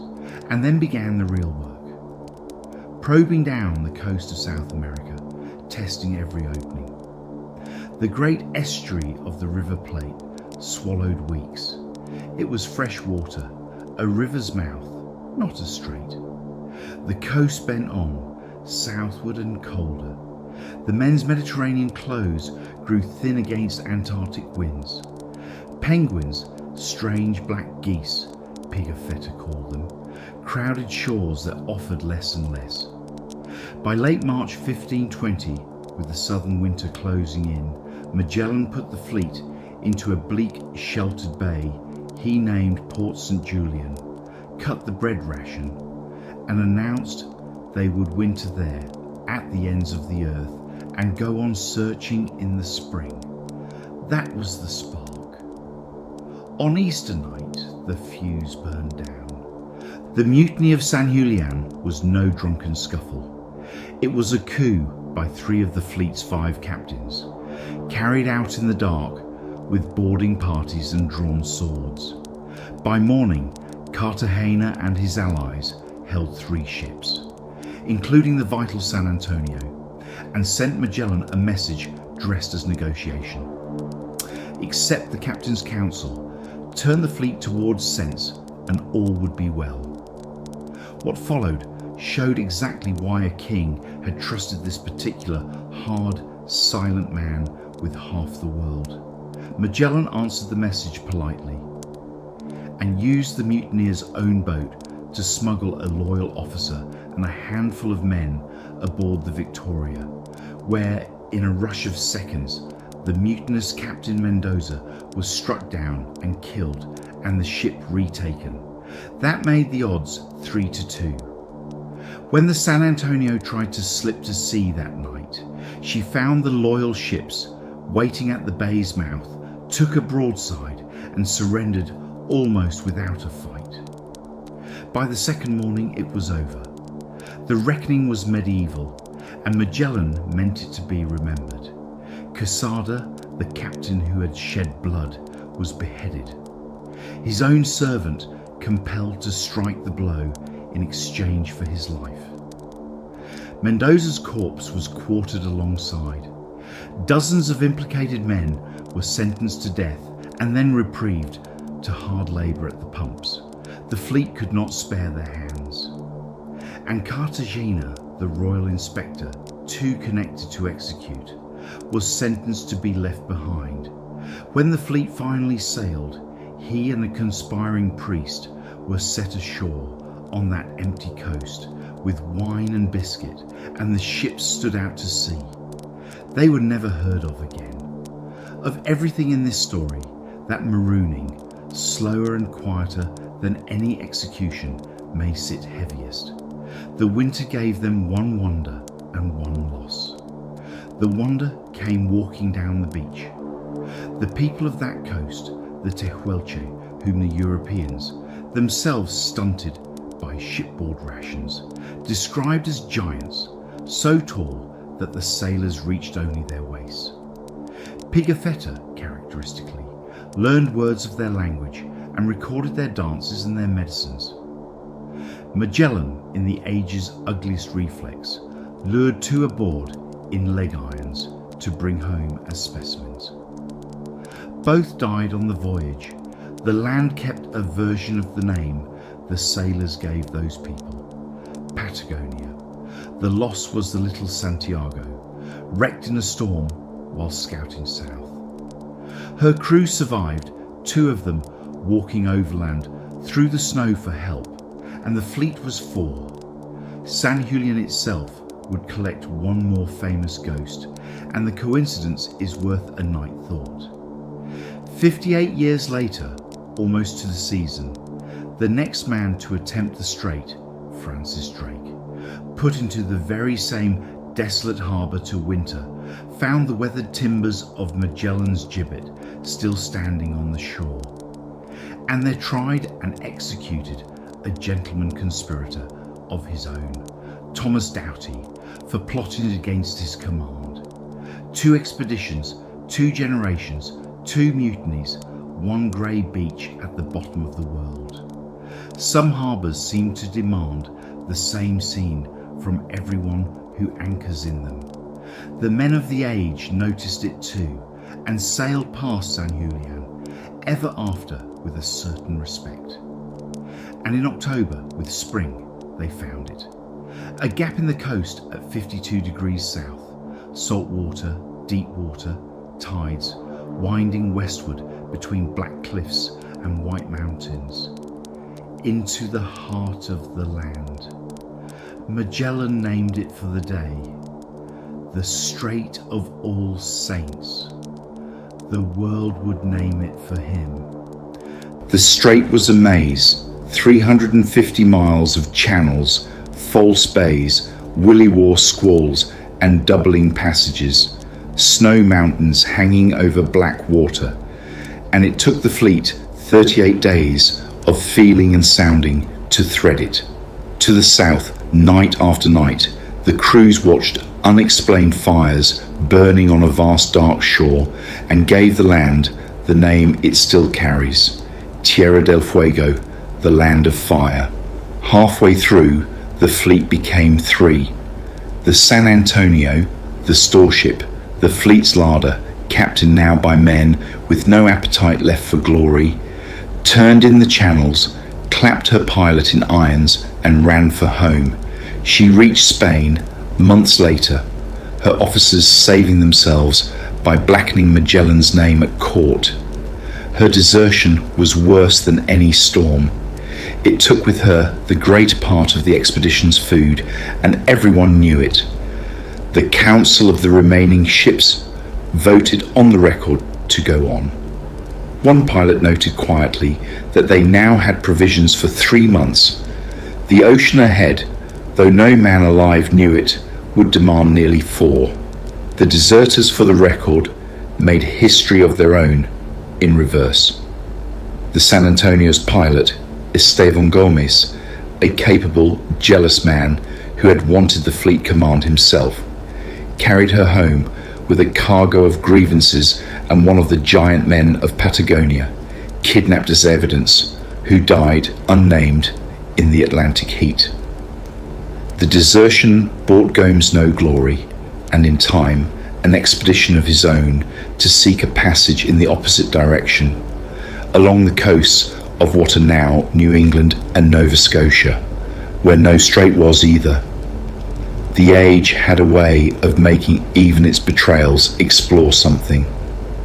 On the 28th of November 1520, the Trinidad, Conception and Victoria passed the last capes and felt the long swell of an unknown ocean lift their bows. The Iron Captain General Pigafetta records wept for joy. The water stretched ahead, blue and mild, and Magellan gave it the name it has kept ever since and never quite deserved, Mar Pacifico, the peaceful sea.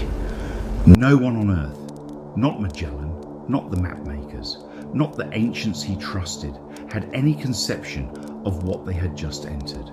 The Pacific is a third of the planet. All the land on Earth could be dropped into it and drowned. Magellan expected the Spice Islands within days, a few weeks at the outside. The crossing took 98 days, and by cruel perfect bad luck, their course threaded the emptiest water of the greatest ocean, missing every inhabited island, the whole scattered universe of Polynesia, except 2 barren specks that offered neither anchor nor food.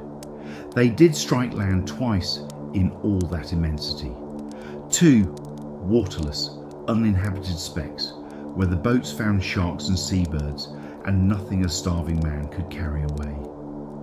The charts called them afterward the Unfortunate Islands, which is the age's flat way of recording despair. To sight land at last, after weeks of empty horizon, and find that even the land is empty, they filled what water they could from rain and sailed on. Pigafetta's account of those months is the most famous passage of starvation in the sea's whole literature, and it needs no dressing up. The biscuit gave out first as bread and lingered as a powder of crumbs, worms and the fouling of rats. The water yellowed and stank. The crews ate ox hides that chafed the mainyard, towing them days in the sea to soften, then grilling them over embers. They ate sawdust. They hunted the rats through the holes and sold them to one another for half a ducat apiece. And the sellers, Pigafetta notes, could not catch enough. Scurvy did its slow work, gums swelling over teeth until men could not eat at all. 19 dead by the ordinary count, the living too weak to commit the dead properly to the sea. And through it all, this is the detail that stays. The trade wind held fair and gentle, the sky stayed blue, and the peaceful sea carried the dying fleet sweetly west, day after beautiful, murderous day. One wonder the starving men still had eyes for: the boats of the islanders, the proas of the Marianas, slim double-enders with a single outrigger and a triangular sail, able to reverse direction without turning, sailed circles around the lumbering naus, skimming, Pigafetta marvelled, like dolphins between the waves. Europeans would keep writing home about those boats for 3 centuries. They were, by a wide margin, the fastest sailing craft on Earth. The fleet that had just crossed the greatest ocean was being escorted in by the descendants of the sailors who had crossed it first, 1,000 years earlier, without a compass, in vessels Europe still could not match for speed. On the 6th of March, 1521, a lookout too weak to shout properly raised islands, with sails moving among them, the flying proas of Guam and people and food. The meeting, after such a deliverance, went the way of the age. The Chamorro Islanders, whose sea customs held useful property loosely, swarmed the ships and helped themselves. A skiff, iron, whatever was loose. The starving Spaniards answered next day with crossbows and burned houses to recover a boat. Magellan named the islands for thieves, and the name, the Ladrones, libelled a generous people for centuries. Both sides were obeying their own laws. Only one side had guns and named things. 10 days later, they raised a greener, gentler archipelago, the islands that would one day be called the Philippines. And there this voyage produced its quietest miracle, the one historians still turn over like a coin. Magellan's slave Enrique, seized at Malacca a decade before, carried to Lisbon, to Morocco, to Spain, and now westward around the planet, was brought on deck as islanders paddled out to trade. He called to them in Malay, and they answered him, understood him. After a world of strange coasts and sign language, a man on this deck had sailed all the way back into the sound of his own tongue. Whether Enrique's cradle was here or in Sumatra, the meaning stood, the circle was closing. And if his home was truly these islands, then the first human being ever to circle the earth was not a captain and not a Spaniard, but a Malay slave, completing in chains of service the greatest journey in history. Pigafetta, as ever, was busy falling in love with the world while it happened. He filled pages with Visayan words, weighed bananas and coconuts in wonder, recorded the gold-hilted daggers, the tattoos, the palm wine drunk through reeds, the courtesies of chiefs who sealed friendship by exchanging drops of blood. When the Raja's principal wife came to be baptized, a grave, beautiful woman, he says, she was given a small carved image of the Christ child. 44 years later, Spanish soldiers returning to Cebu would find the same Santo Niño preserved in a village house, and it stands enshrined in Cebu's basilica today. The oldest Christian relic in the Philippines, a survivor, like the story itself, of everything that followed. The friendships, while they lasted, were sealed in the island's own solemn form. The blood compact, arms nicked, the drops mingled in wine and drunk by both parties. Kasi brotherhood between a Raja and a Captain General. And on Easter Sunday, on a small island, the source's name Mazawa. Its identification argued over by Philippine historians to this day. The fleet's priest said Mass ashore, the first by tradition on Philippine soil, planted with the cross on the highest hill. 5 centuries later, that Mass is a national anniversary. The argument about which island hosted it is conducted with footnotes and genuine passion. Few countries can date their own founding conversation so precisely, or contest its street address so warmly. Through Enrique's mouth, everything suddenly moved fast, too fast. Alliances, feasts, the Raja of Cebu, Humabon, weighing these strange armed guests and their obvious usefulness. Mass baptisms by the 100 as Magellan, veteran of crusading Portugal, threw himself into the making of Christians with a convert's fire that alarmed his own officers, the burning of one village that declined. The Captain General had crossed the worst ocean on earth by patience and iron method. Ashore, among island politics he had only just met, both deserted him at once. On the little island of Mactan, across the channel from Cebu, a chief named Lapu-Lapu refused tribute, refused baptism, refused Humabon's overlordship. And Magellan decided, against every plea, to make an example in person. He would take a handful of men, he announced, and Humabon's warriors would stand off in their boats and merely watch how Spaniards fought. Before dawn on the 27th of April, 1521, some 49 armoured men waded toward Mactan's shore. The coral flats kept the boats and their guns far out, against a force Pigafetta guessed at 1,500. The islanders, quick studies, aimed low at the unarmoured legs. The bombardment from the boats fell short, The burned huts enraged rather than frightened, and the retreat across the flats became a fight in the water, with a rearguard of a few men around a limping Captain General who was recognised, swarmed, wounded in the arm, wounded in the leg, and brought down face first in the shallows. Pigafetta, wounded beside him, wrote the epitaph the official reports never managed. They killed our mirror, our light, our comfort, and our true guide. On Mactan today, Lapu-Lapu stands in bronze, the first Filipino to turn back a European empire. Seen from that beach, this scene reads not as tragedy, but as defence of home.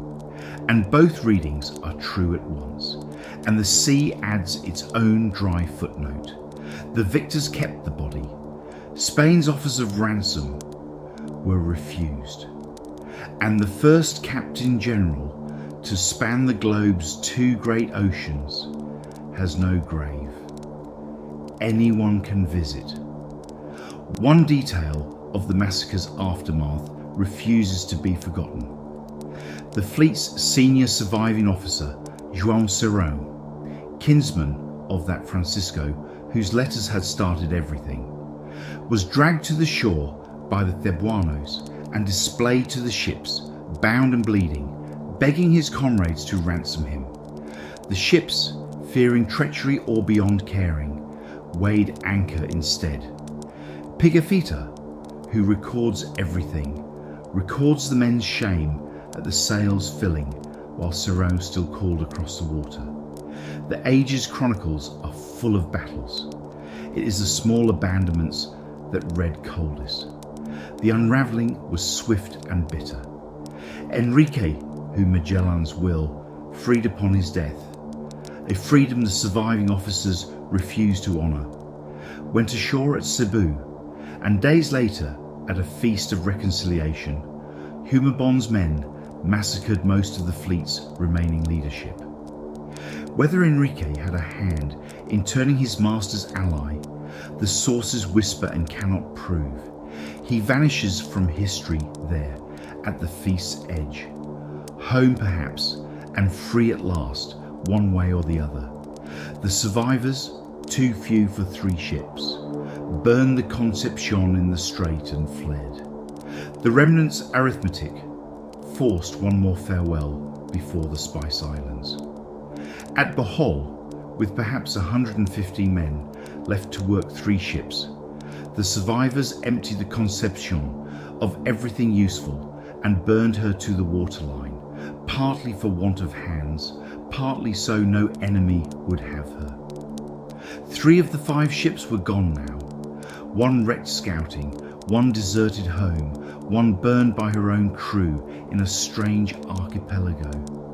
And the men who watched her flames from the other 2 decks had crossed the widest ocean on earth to reach a place where their fleet was worth more as firewood and spare cordage than as ships. The age's ledgers are always like this, close up, glory in the summary line and salvage in the entries. What remained was a fugitive remnant with no leader, half a crew and half the world still to cross. And out of that remnant rose the Voyage's unlikely second hero, Juan Sebastian Elcano, a Basque master who had once sailed with the mutineers at San Julian and been pardoned to the pumps. Months of wandering brought the 2 last ships, at long last, to the goal itself, the Moluccas, the Spice Islands, where the air off the volcanoes smelled of cloves, and Serrão's Sultanate of Tidore filled their holds at last with the cargo the whole enterprise had been mortgaged for. Serrão himself, the friend whose letters had launched the fleet, was months dead, poisoned it was said in island intrigues, missing the reunion by a season. The worn-out Trinidad, leaken beyond repair, stayed for refit and tried to return east across the Pacific. The ocean drove her back and Portugal took her and her crew, few of whom ever saw home. Elcano in the Victoria chose the other madness. West, onward, around, through Portugal's own ocean, without touching Portugal's ports, without charts he could trust in a ship already dying. He crossed the Indian Ocean, doubled the Cape of Good Hope against weeks of storm, and then sailed 20 weeks without a landfall up the whole Atlantic, while hunger killed a man every few days, and the crew, given the choice between Portuguese prisons and probable death at sea, voted for the sea. At the Cape Verde Islands, desperate for food and water, they bluffed a Spanish ship astray from the Americas, nothing more. And the ruse bought 2 boatloads of rice before a slip of the tongue betrayed them, and 13 shipmates were seized on the beach as the Victoria cut and ran. It was there, at Cape Verde, that the survivors made the voyage's last discovery, with a calendar.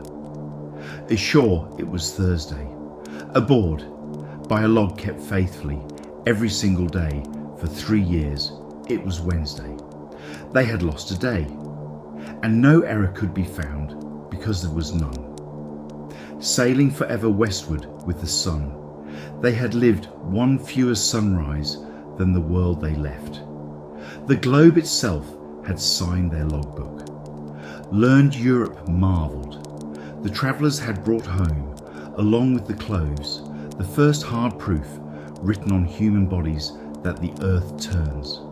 And so, to the river at Seville, where we began, 18 men and a ghost ship, 3 years out, the first circle ever closed around the earth. The cloves in her hold, by the accountant's reckoning, roughly paid for the loss of 4 ships and 250 men.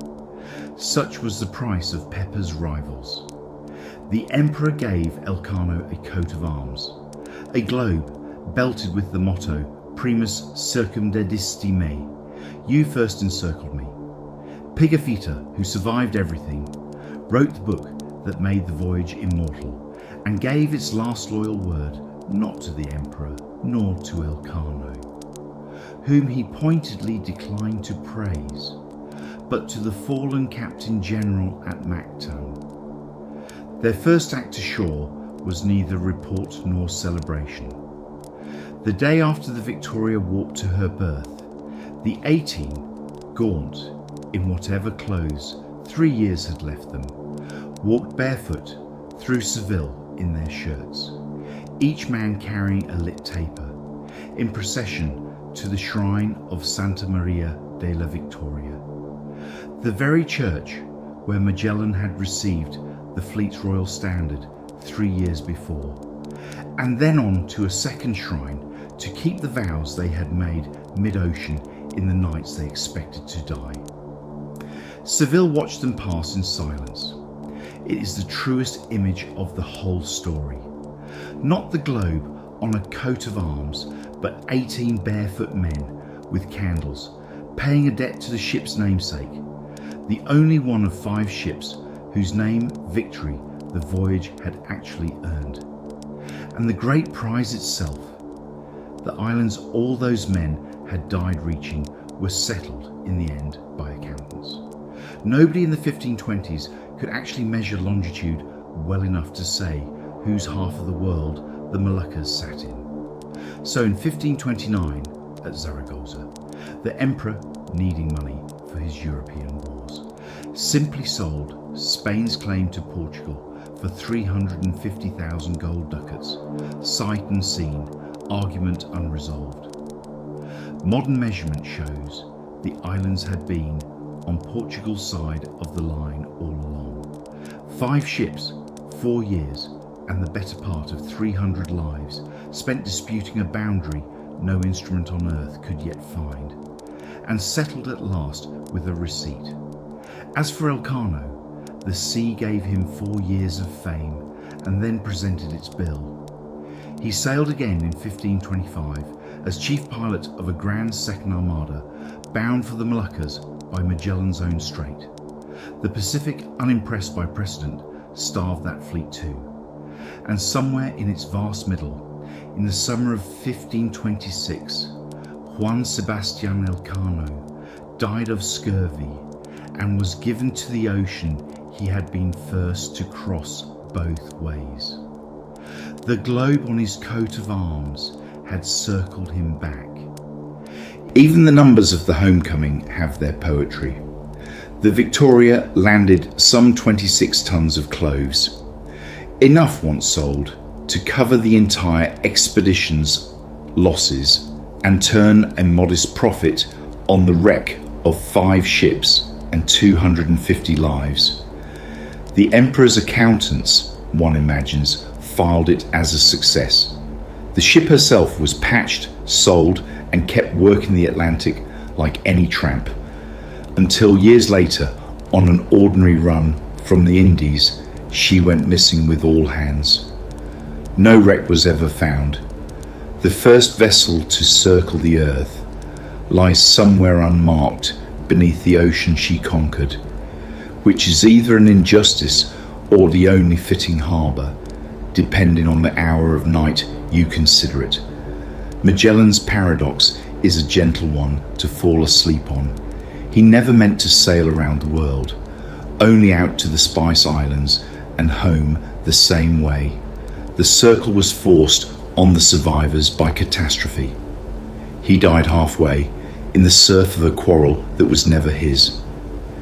And yet the strait keeps his name, and the clouds of stars he logged in southern skies are the Magellanic clouds to this day. The ocean he named Pacific keeps his hopeful word for it. And when we say casually that someone has circumnavigated anything, we are spending coin his voyage minted. The earth was measured at last, not by astronomers, but by ordinary hungry men in a leaking ship, counting their bread. One great ocean in this story still lies almost untouched, the one the Victoria fled across in 98 starving days, its 10,000 islands unmapped, its far rim unknown. It would wait 2.5 more centuries for its patient, methodical master, a farm boy from Yorkshire with a knack for charts and a ship called Endeavour. Captain James Cook is where we end this series when next we meet. That is where we will leave it tonight. Sleep well wherever you are, and when you're ready, we'll go wandering again.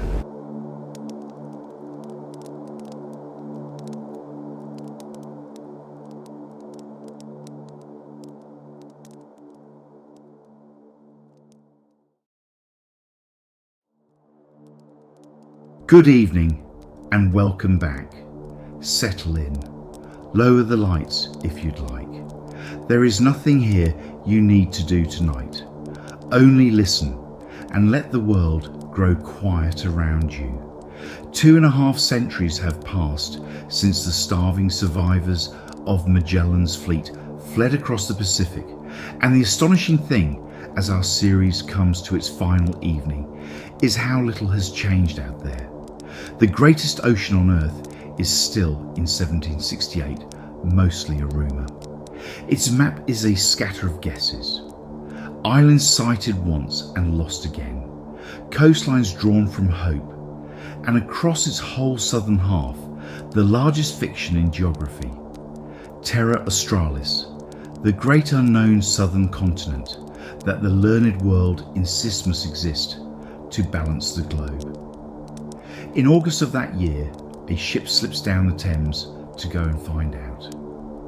She is nobody's idea of glory, a squat round-bowed coal carrier from a northern port, built to haul coal down the English coast, renamed Endeavour, and her commander is nobody's idea of a gentleman explorer, a farm labourer's son from Yorkshire, raised in a clay cottage, who learned the sea shovelling coal through North Sea gales, and who happens to be, by patient self-education, the finest navigator and chart maker alive. Over 3 voyages, this man will redraw 1/3 of the planet and die on a beach at the far side of it. This is the story of Captain James Cook, and the filling in of the last great blank space on Earth.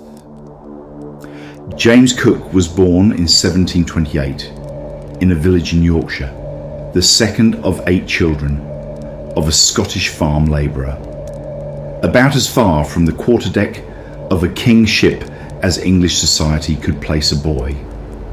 He clerked briefly in a shop in a fishing village, decided the counter was not for him, and at 18 apprenticed himself at the port of Whitby to a family of Quaker ship owners in the coal trade.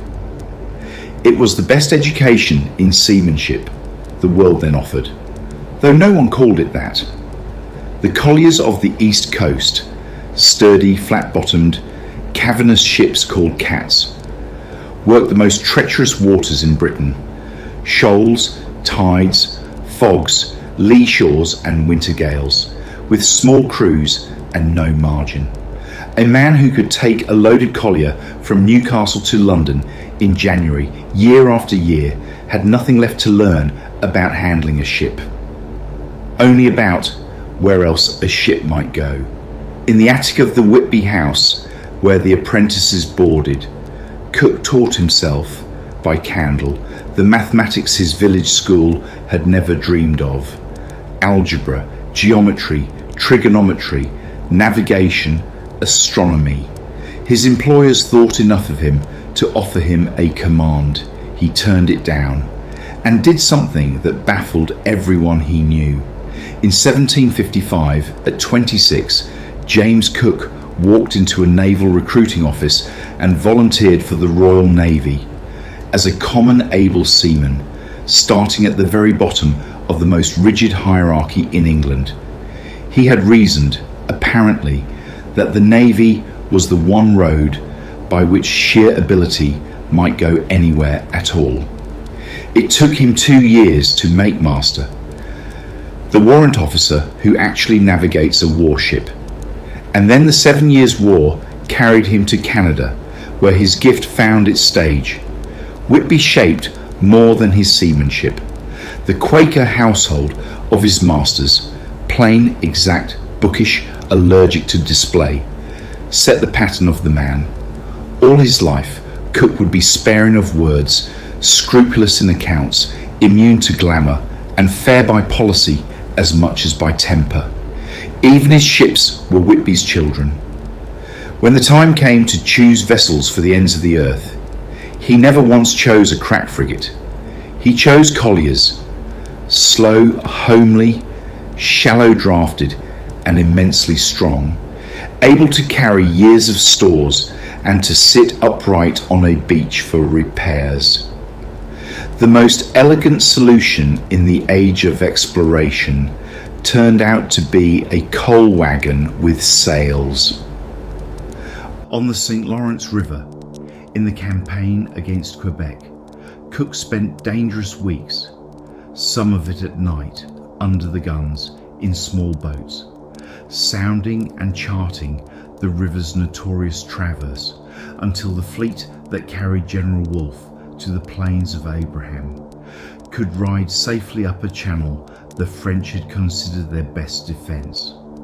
After the war, given a schooner and 5 summers, he charted the fog-bound coast of Newfoundland so exactly that his charts served mariners for a century. And when, in 1766, he observed an eclipse of the sun from a Newfoundland headland and sent the calculations to London, the Royal Society, the highest scientific body in the land, took note of the name, a self-taught master in colonial waters, doing astronomy to professional standard. They would need such a man very soon. The heavens had made an appointment. In 1769, the planet Venus would pass across the face of the sun, a transit rare as a comet's promise and precious. Timed from stations across the world, it could yield the actual distance from the Earth to the Sun, the yardstick of the universe. One of the stations had to be in the far Pacific, on the island of Tahiti, barely a year known to Europe. The Admiralty and the Royal Society joined purses. The Admiralty, with unaccustomed humility, bought a Whitby collier for the job and renamed her Endeavour, and to command her they chose, over the heads of society's candidates, the collier's own former apprentice, newly made lieutenant, James Cook, aged 39. With him sailed the future of science as well as his present. The young, rich, irrepressible naturalist Joseph Banks, with a retinue of botanists and artists, sniffing after new plants the way other rich young men chased horses. And in Cook's cabin lay 2 sets of orders. The public set said, "Observe the transit." The sealed set, to be opened afterward, said, "Then sail south and find the southern continent, or prove it is not there." Tahiti gave them 3 months of a world that seemed, to sailors, uncomfortably close to paradise, and to Cook, a working headache of pilferage, punishments he hated inflicting, and an observatory to defend. The transit itself, measured under a perfect sky, proved maddening. The planet's edge blurred against the sun's, and the timings never agreed. The yardstick of the universe would need better instruments than the age possessed. But the Voyage's true discovery was standing on the beach. The Tahiti months set the pattern for everything after, the pattern and the problems. Cook ran his shore camp like the surveyor he was. Fixed rules for trade, fixed prices, floggings for his own men who broke them, endless patient palaver with chiefs whose politics he mapped as carefully as their reefs. Banks, meanwhile, hoovered up plants by the hundred in society by the evening, and the artists drew everything that held still.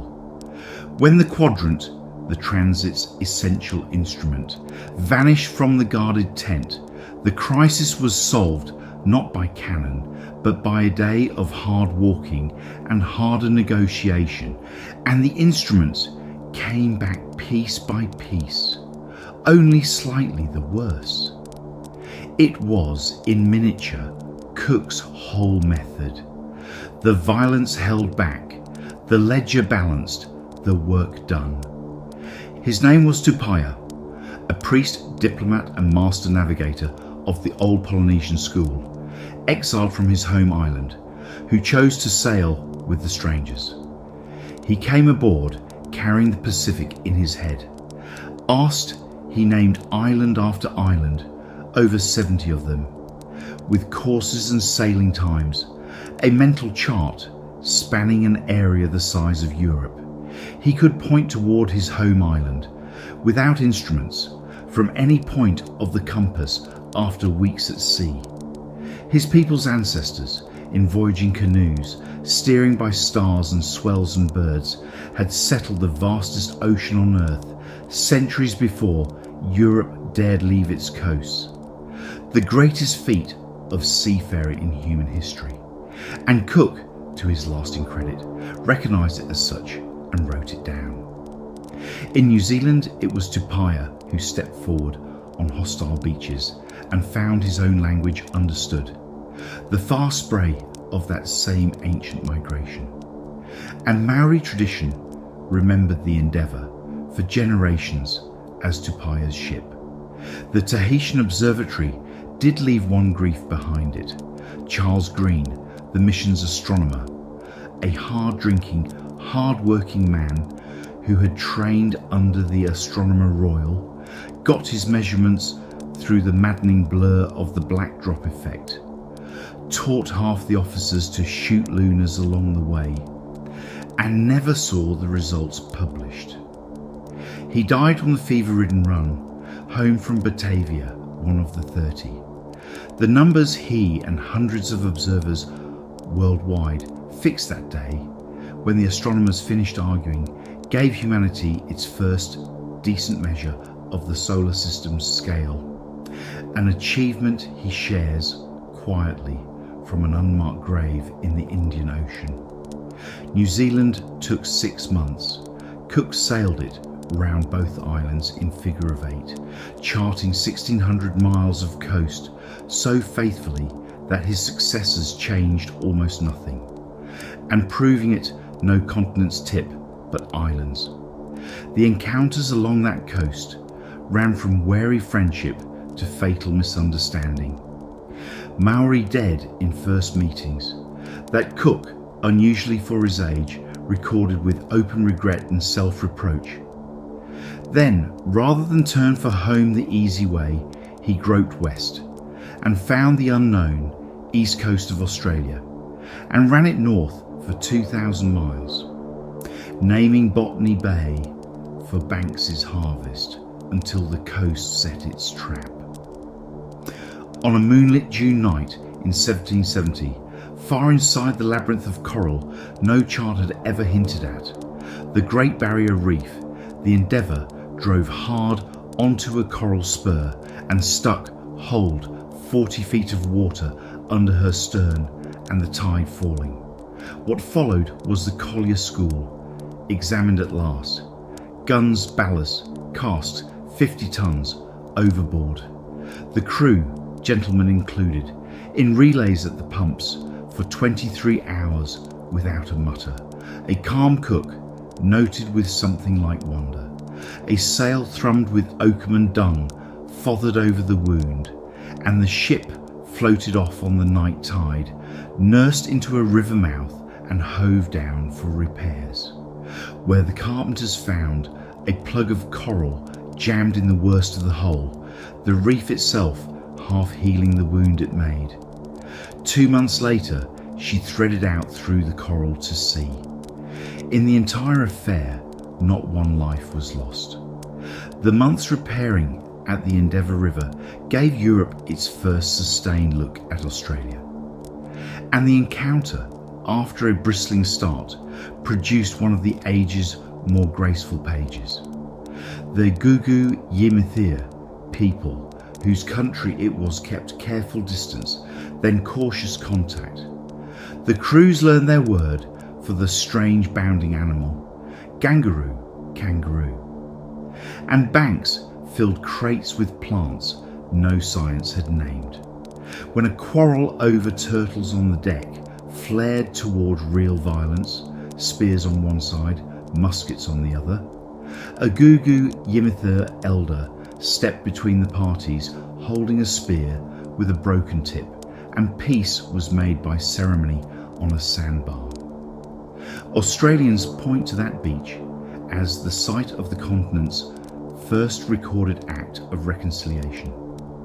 Cook, unusually for any century, wrote afterward that the people he had met were far from wretched, that they were, in their own terms, he suspected, happier than Europeans.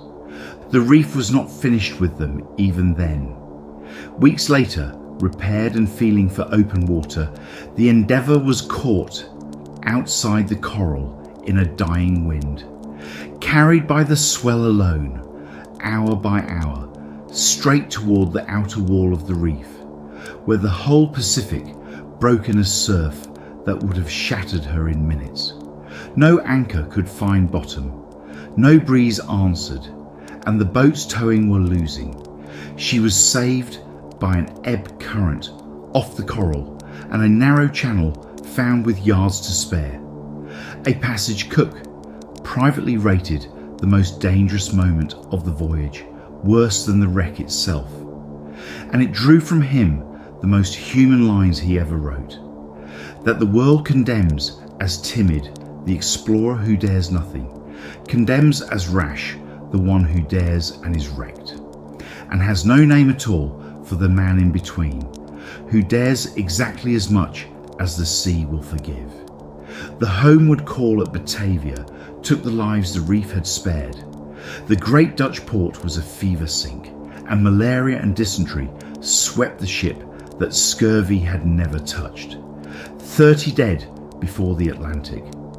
The artist, the astronomer, and Tupaia, the navigator of two traditions, buried in the pestilent city with an ocean's knowledge in him. If this series has taught anything, it is that the sea's cruelest bills are presented in port. Cook came home in 1771 to find Banks the Toast of London and himself. Quietly, the Admiralty's discovery. The southern question still stood. A continent could yet be hiding below the tracks he had sailed. And the second voyage he proposed to answer it became, by common consent of everyone who studies these things, the greatest single voyage of exploration ever made. He took 2 Whitby colliers this time, Resolution and Adventure, and a weapon no explorer had ever carried, the longitude in a box. K1, the watch, a faithful copy of John Harrison's life-work chronometer, kept time so truly through heat, ice and storm that Cook could fix his east-west position at sea day after day for the first time in human history. He called it affectionately his trusty friend, the watch, and his charts stopped being the age's best guesses and became simply the map. His plan was brutally simple: sail below the fiction, around the whole world at the bottoms of the ocean, as far south as ship and ice allowed, and let Terra Australis survive that if it could. In January 1773, the Resolution crossed the Antarctic Circle, the first ship in history, into a world Europe had never seen. Fog-bound seas paved with drifting ice, bergs like floating chalk cliffs whose meltwater, Cook noted practically, watered the ship. The rigging cased in ice, the sailors' breath freezing in their beards. 3 times in 3 southern summers he plunged below the circle. At the deepest, in January 1774, 71 degrees 10 minutes south, an unbroken field of ice reached to the sky and closed the road. And Cook, in his journal, wrote with rare feeling that he had gone not only farther than any man had been before him, but as far as he thought it possible for man to go. Somewhere beyond that white horizon lay a real Antarctica, but a frozen one, no merchant's continent, and the great southern fiction died there among the bergs. Between the southern plunges, he swept the Pacific's middle latitudes in vast zigzags, gathering the ocean's scattered rumours into charted fact. Easter Island and its stone watchers, the Marquesas, lost since the Spaniards glimpsed them 2 centuries before, Tonga, the Friendly Isles, the New Hebrides threaded end to end, New Caledonia found entire. And on the way home, one last discovery made in his coldest prose, the bleak subantarctic island he named South Georgia. Lands, he wrote, doomed by nature to everlasting frigidness. Words that would read like a dare a century and a half later to the listeners of our Shackleton evening. The second voyage had its griefs, and one of them tested Cook's principles to the bone. His consort ship Adventure, separated by fog and gales off New Zealand, missed the rendezvous, and while waiting, sent a boat's crew ashore for greens at a place called Grass Cove, where a quarrel none survived, to explain, ended with all 10 men killed. When Cook, on his next voyage, returned to those same waters and finally learned the story, his officers and his Maori friends alike expected annihilating revenge. He took none. Having heard the evidence, a scuffle, a theft, a musket, escalation, he judged it a tragedy with causes rather than a crime with authors, dined again with the chief involved, and wrote that he would not punish a people for what passion had done in a moment. The age did not often produce such sentences. His own sailors, it must be said, muttered that their captain's justice was kinder to strangers than the strangers deserved. And through it all, the quiet miracle, the one Cook himself counted highest. In 3 years and 70,000 miles, the Resolution did not lose one single man to scurvy, the disease that had killed more sailors than every enemy fleet combined, that had emptied Magellan's and da Gama's ships, was beaten not by a miracle drug, but by method, sauerkraut and malt wort by rule, fresh greens and fruit hunted down at every landfall, clean berths, dry clothes, 3 watches instead of 2, so men slept. The Royal Society gave him its highest medal, not for the map, but for the men. It is very like him that he was prouder of that. The second voyage also carried home a quieter cargo, vindication of method. Cook had tested the chronometer against the astronomers' lunar tables, ocean by ocean. He had charted through fog by patience and sounding line. And he had brought back, in his own plain prose, the demolition of a continent that geographers had drawn for 2,000 years. The Royal Society's Copley Medal, when it came, cited none of that. It cited the health of his crews. He had shown, wrote the President, that the longest voyages need not be fatal ones. Of all the age's discoveries, that one, that scurvy, was a choice, saved the most lives, and is the least filmed. One southern island deserves its own dark footnote in the reckoning. South Georgia, which Cook charted and claimed in 1775, and dismissed in his journal as a land doomed to everlasting frigidness, not worth the discovery, turned out to matter after all. His published description of its beaches thick with seals and its waters with whales sent the sealing fleets south within a generation, and the slaughter that followed emptied rookery after rookery. The explorer who charted so carefully and killed so reluctantly opened doors for men who did neither. It is a pattern this series has met on every ocean, and Cook himself, reflecting on what contact did to the peoples of the Pacific, wrote passages wondering whether they would not have been happier never to have been found. He kept sailing anyway, so did the age. Learned London gave the collier's apprentice its highest compliment. The Royal Society elected Cook a Fellow, the self-taught son of a farm labourer, joining the company of the age's philosophers, and awarded him the Copley Medal, its premier scientific prize, not for any discovery of coastlines, but for his paper on preserving the health of seamen. The regimen of cleanliness, fresh food, and forced greens that had carried 118 men around the world for 3 years and lost not one of them to scurvy.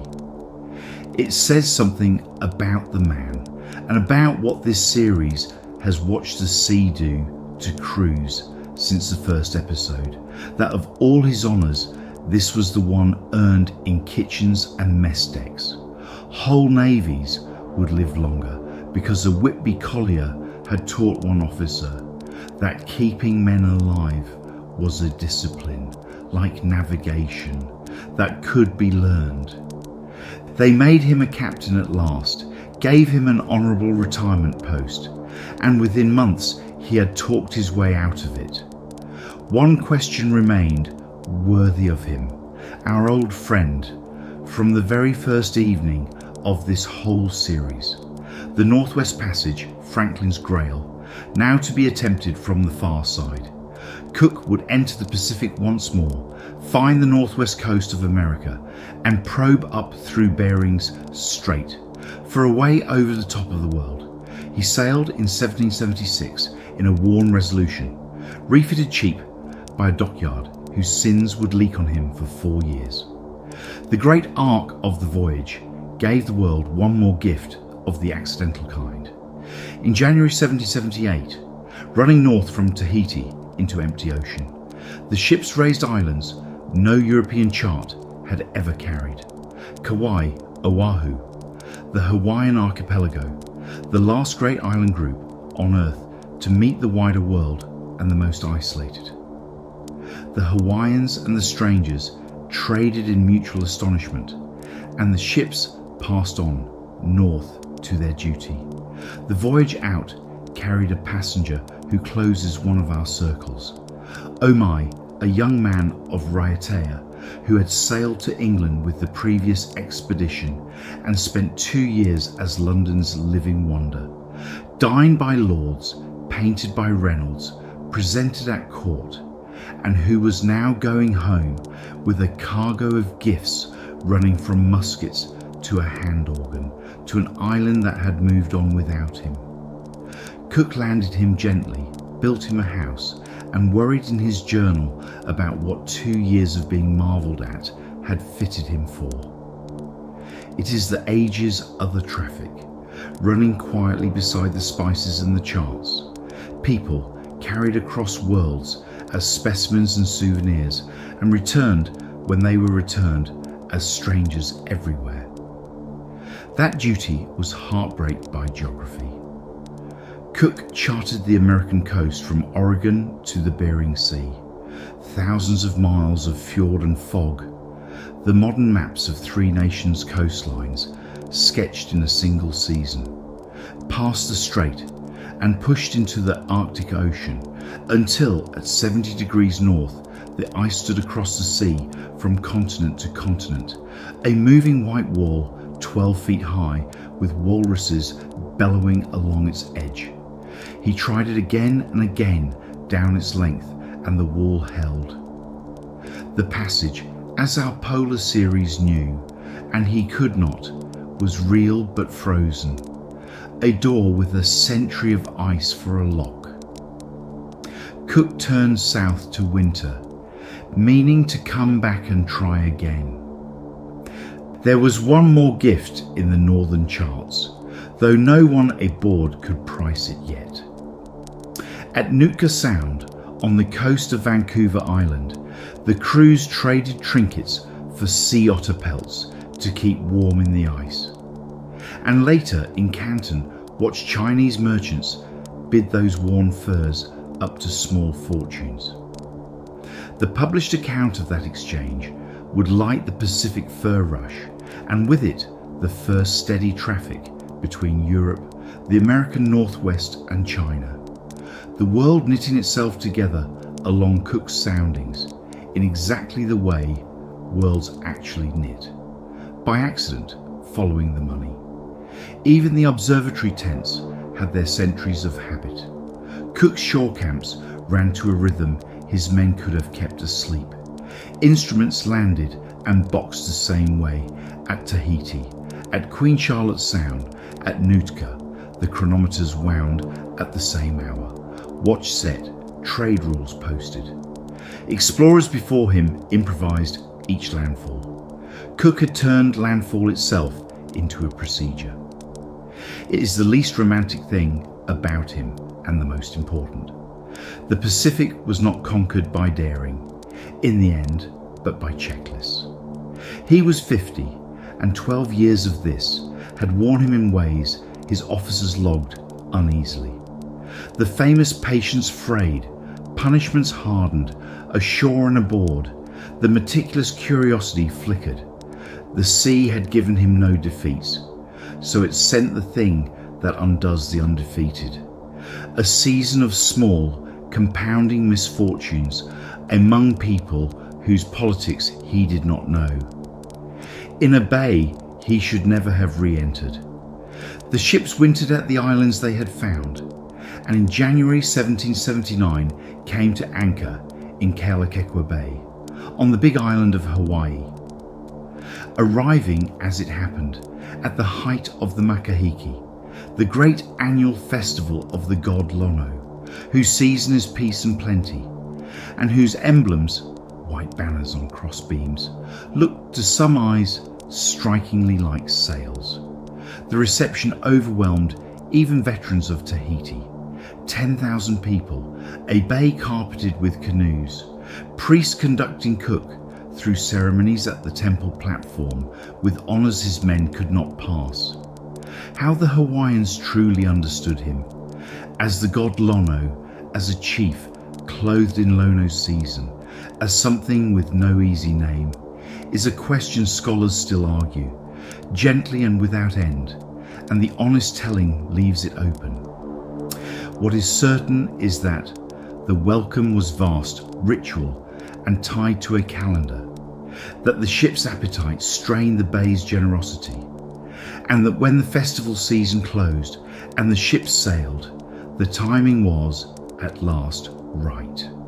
4 days out, in a gale, the Resolution's foremast sprang, the cheap dockyard's last word, and Cook did the seaman-like thing, which was also the fatal thing. He turned back to the one harbour he knew. The bay that had roared for him was silent. The season of Lono was over. The ruling chief's patience with provisioning 2 ships was spent.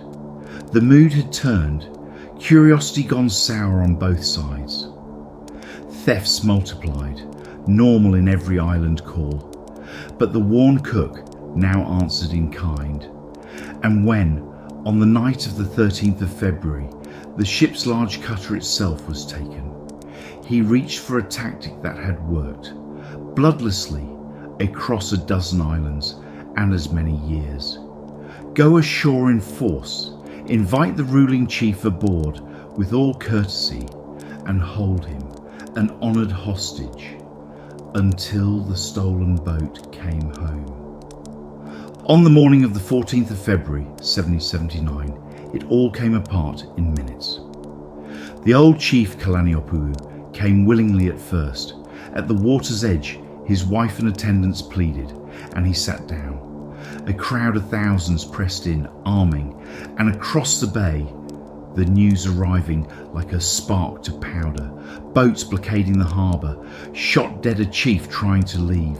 Stones flew, Cook fired, first shot, then ball. A rush came, and the Marines broke for the boats. The last anyone saw of James Cook whole, he was standing in the surf, waving the boats in to cease fire and take the men off, his back to the crowd, by the accounts of men who loved him and men who did not.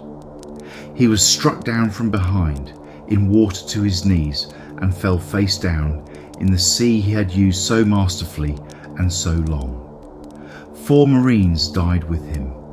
On the other side of the morning's ledger, more Hawaiians, chiefs among them.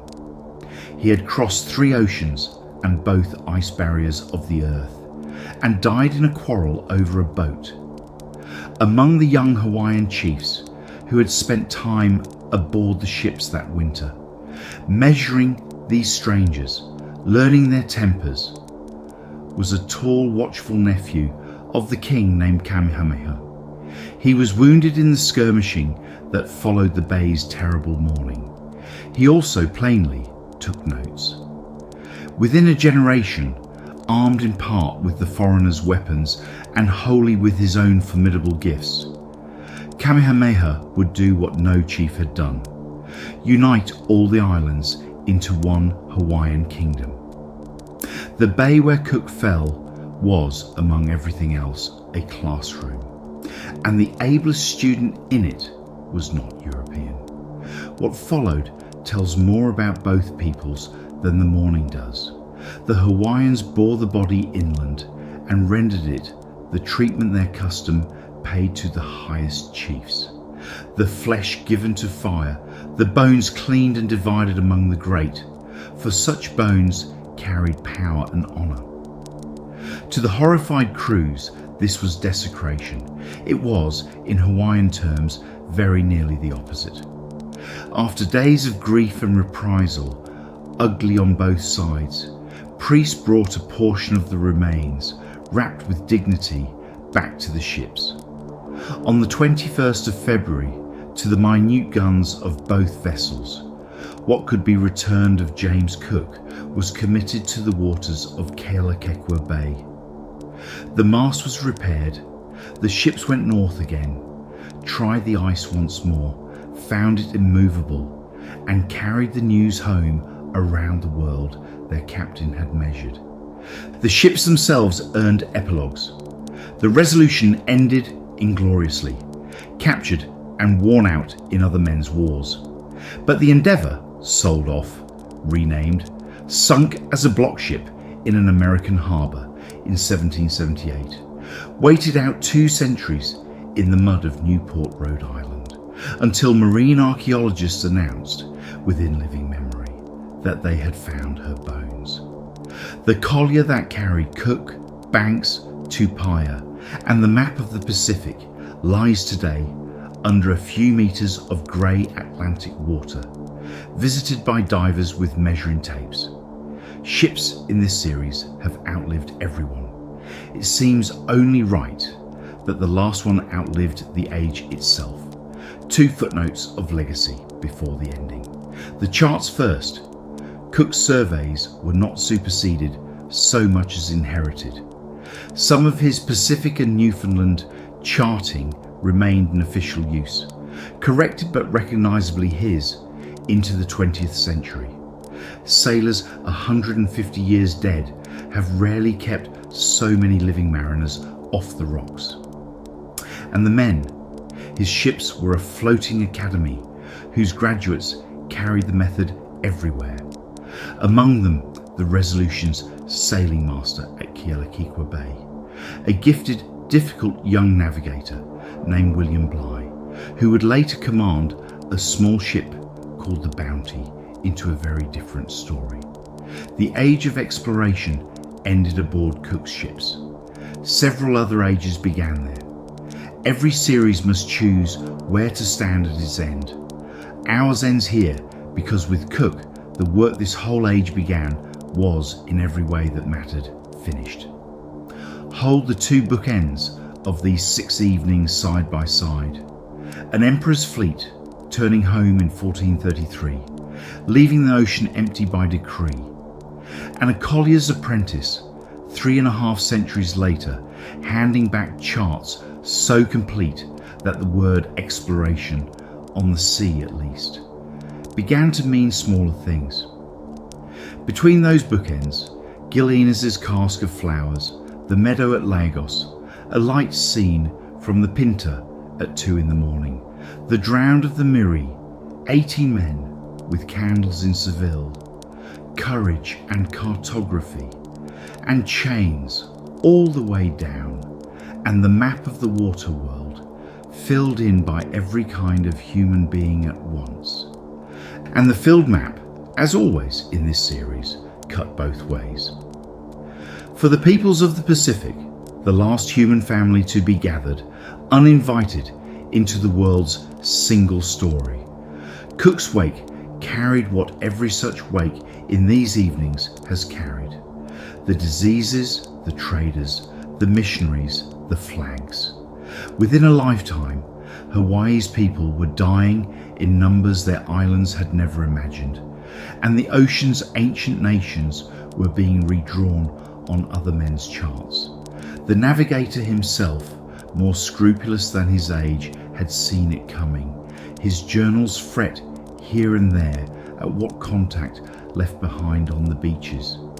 He measured the world honestly.